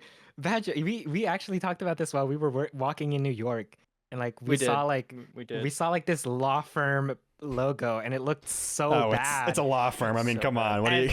and we were like, dude, we could, like I could do so much better. And then he's Branding is so important. like, It's it so really important. is. Yeah, it it's really so is. fun. Mhm. And really it is so fun. fun. Yeah. So Yeah, agree. I think like that all the time, like changing people's brands. Well, I'm very big on like tech stuff as well, and I just see like instead of branding, I think like, oh, this product should have done this, and you would have got more sales. I literally think about like that with like every single product ever. I'm like, well, if you did this, you'd get more sales, and honestly, it is that simple. Let me give you a good example. You guys know that game that just came out? It's the It Takes Two sequel. I forgot what it was called. yeah, Like, split fiction. Oh, yeah, yeah, Split that Fiction. one. So, Split Fiction, and same with It Takes Two, same exact idea. They made it so only one person has to buy the game, and then the other person can play for free. Mm-hmm. So I want you to imagine, and let's say the game is $40, right? I want you to imagine they put out It Takes Two, and I'm like moving my camera by accident. Sorry. Also, sometimes my mouth like doesn't open. Oh. Have you guys noticed that? Oh, we just fell through the floor. Ooh, beautiful. I love Oh. that so much. Oh, I know why actually. Bring us back. Bring us Okay, I back. can fix this very quickly. To our audio listeners, Snuffles just entered the void. Slowly, He fell through the floor. Yeah. slowly came back. There I we was like, go. it's like- Yeah, so it takes two. Let's say it's $40, and then you get one copy of the game, and you can play with your friend. Now imagine they made it like $30, but both people had to buy it. They think, oh, we'll make more money. Think of it. Yeah. Instead of two people having to buy one copy, they have to buy two copies. Doesn't that sound like you'll make more money, right? Yeah. It's a very simple, right? And so they didn't do that. They actually said, no, we're gonna make it so only one person needs to buy it, and then both people get it. And guess what? They made more money than if they were to make it so you have to buy both copies. So it's literally that is how easy business decisions are made if you're trying to make more Mhm. money. So there's what I see all the time is I see all these companies, especially VR. Oh my God, VR. This, that, and the product. It's always like not what they should be doing. Like there's always a certain thing that they should be doing that will make them more money. And I mean, what's the goal? To make money. It's literally to make the most amount of money. So you can either do this decision, which gives you more money, or you can do this decision that makes you less money. Here's the thing. A lot of these companies are making the decision that makes them less money, and they actually truly believe that they're going to be making more money with this decision than the other decision. And then guess Mhm. what?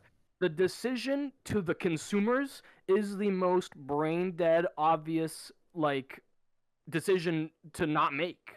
Like the Yeah. decision to make more money, the consumers know that decision better than the people making it. But how is that even possible? These people's jobs is to make decisions that make them more money. Like how is it even possible that you'd make a decision that all consumers disagree with and then you end up making less money when that decision was supposed to be making more money? It makes no sense to me. They're I think stupid. a lot about like that. Yeah. It literally think is. Like, what about else do I call it? Literally, like Uh-huh. it makes absolutely no sense. It's like illogical. Like I Yeah. just don't Yeah. understand. Yeah. I agree. I think about what Gabe said. Gabe, like Steam. Mhm. He said that like pirating is a total like accessibility failure. So like the issue with pirating is that you're just not making your product accessible. Either it's too expensive or like people just can't get it, normally.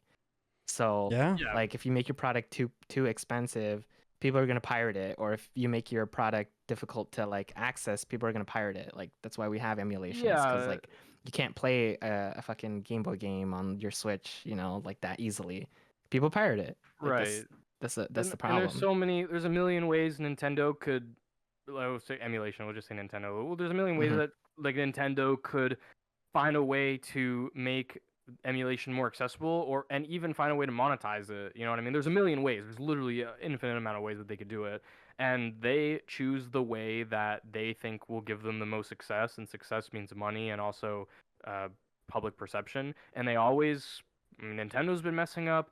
PlayStation, oh my God, don't even get started on Sony is absolutely like Sony, they have someone working at Sony who's literally like purposefully just killing the company and like making the worst, losing millions of dollars. You guys know the PlayStation VR 2? You guys know that headset? Yes. Yeah. Yeah.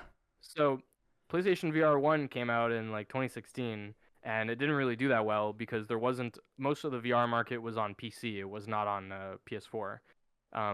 So I mean, that was a while ago. Anyways, fast forward to 2023, the PlayStation VR 2. So there's no new VR headsets for computer. There's just like no new headsets for some reason, even though the headsets to make are very obvious. And here's PlayStation. They're like, we're making PlayStation VR 2. It comes with eye tracking. It comes with HDR. It comes with this and that, a good field of view, good comfort. Mhm. It's like, oh my God, please, I pray, do not sell that to the 1% on PS5. Please sell that to the 99% on PC. Like, please. Yeah. Like, you want to make money? You already know no one's going to fucking buy this for the PS5. You already had the PSVR. Times have not changed. Like, literally. Where's console VR? Xbox hasn't done... Like, PlayStation, you're not going to... Anyways, they didn't make it for PC, and they literally lost millions of dollars. Like they lost so much money. It was absolutely unbelievable how much money they lost on PSVR 2. Because why? Because they sold to the 1% instead of the 99%.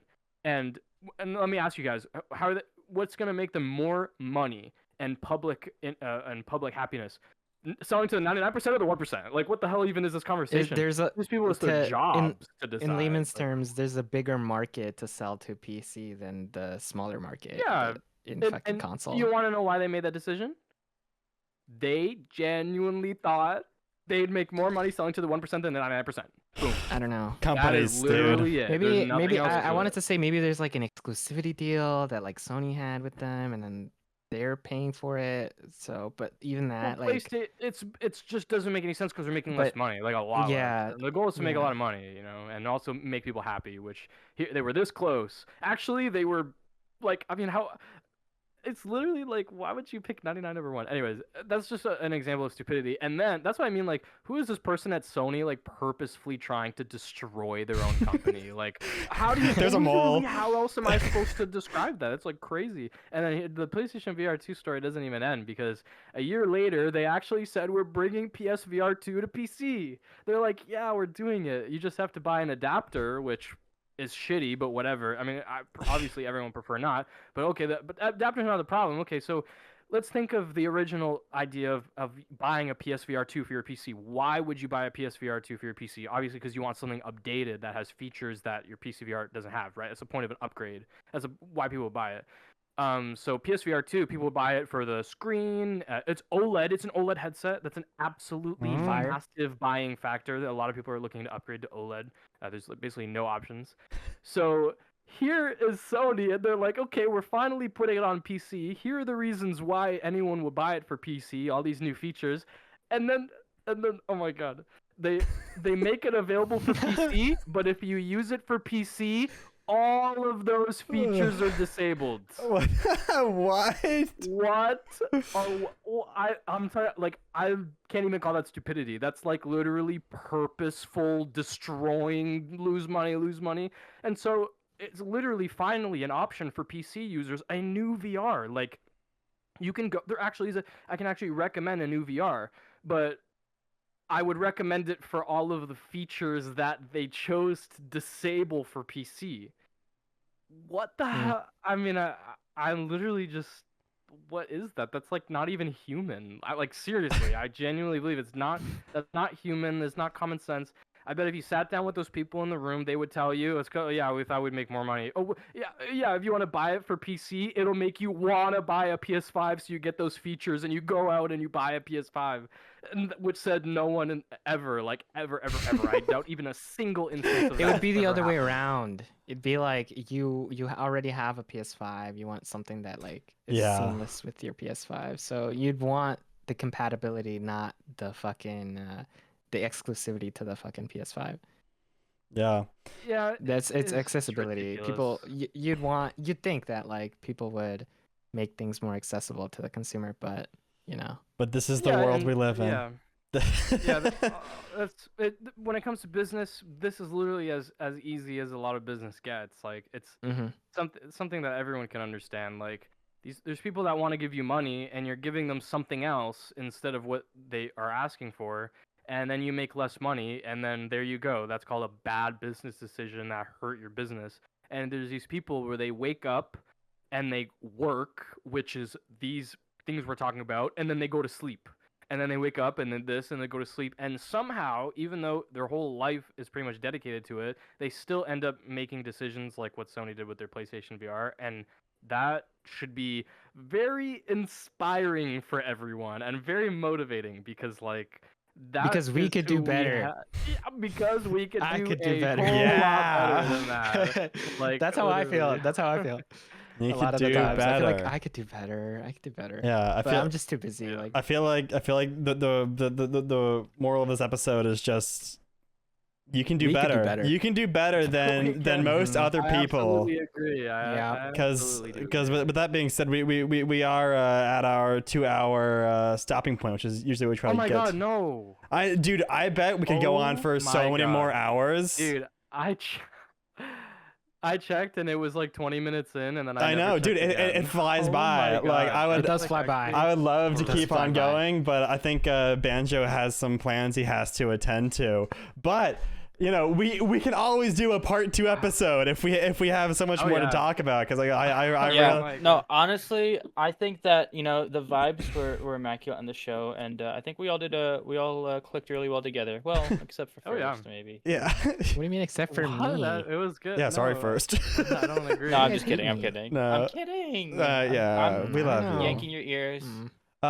But as we're wrapping up, Snuffles, do you want to have any last words of wisdom and then shout out anything you want to? Yeah, I'm gonna say. Well, there's a couple questions in chat that I'm gonna type responses to after this. So Okay, all right. stay in the chat and I'll respond to anything. And yeah, any new questions, go ahead and type in the chat and I will answer each and every single one of them in text. So don't worry about Aw.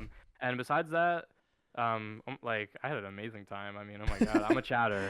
I mean, Yeah, as you guys dude, obviously see. That's why you're here, man. It's a podcast. Yeah, I had a lot of fun. My shout outs are I have if any of you guys use Spotify, I have a playlist called Furry Music. Yes. And basically it's just my favorite musicians who are furries. Chat here. It's just my favorite. Yeah, there's a link in the chat if you use Spotify. It's just like a collection of my favorite music made by furries, and there's a lot of musicians in there that deserve your recognition. So Yes. feel free to Go give it a check it chance. out. And yeah, I hope you guys enjoyed the podcast, and feel free to check out my music on like Spotify or YouTube. And I'm working on something like really good for you guys, and Hell I yeah. can't even like put I'm into excited, words how Snuffles. excited I am. Yeah, it's definitely worth being excited over. It's gonna be like really big. and Yeah. awesome. I'm very excited. To our non-live viewers, everything will be linked down below, so make sure you go check them out. Yeah.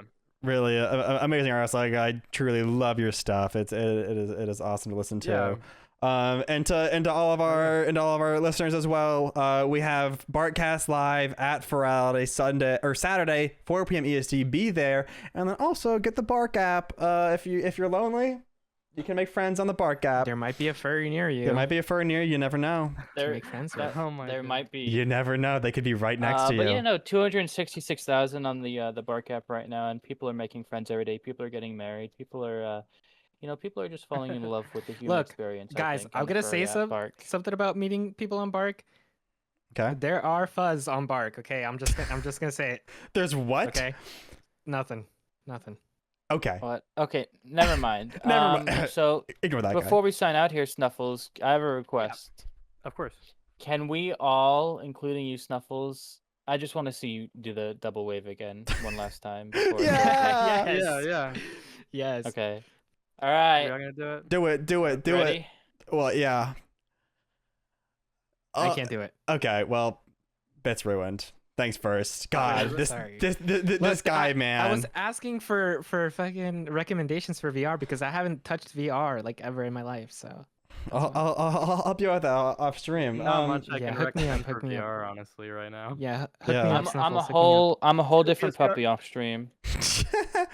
Okay, chat. With that being said, I hope you guys enjoyed episode 12 of the BARQcast. Snuffles, again, it was a pleasure to have you on. Hopefully, we'll have you on again Yeah, for a thank part you. 2, or you'll be Oh, a that'd be Thank you for your Rotating time, host in the Snuffles. I have a future. really good idea for that, actually. I'll talk to you Perfect. about it after. Perfect. All right, Chad. We're gonna send you guys to the credits. Hope you guys have a fantastic rest of your day, night, whenever the Are we hell rating? you are. No, we're not gonna rate today. I think we're just gonna go right to the credits.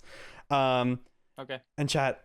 We will see you guys in episode 13. Thank Wave. y'all for Everybody watching. wave. Snuffles, yeah! Look at Snuffles! Thank you for watching, Bye. chat. Bye, Much chat. Thanks for watching, Love you everyone. guys. Thanks for Mwah, listening. mwah. Shout out to our Bye. Spotify listeners. Peace I and see love. Okay. Peace you. If you're and listening on love. Spotify, Okay. leave a All the comment. best. All right. That's enough. All right. Bye, guys.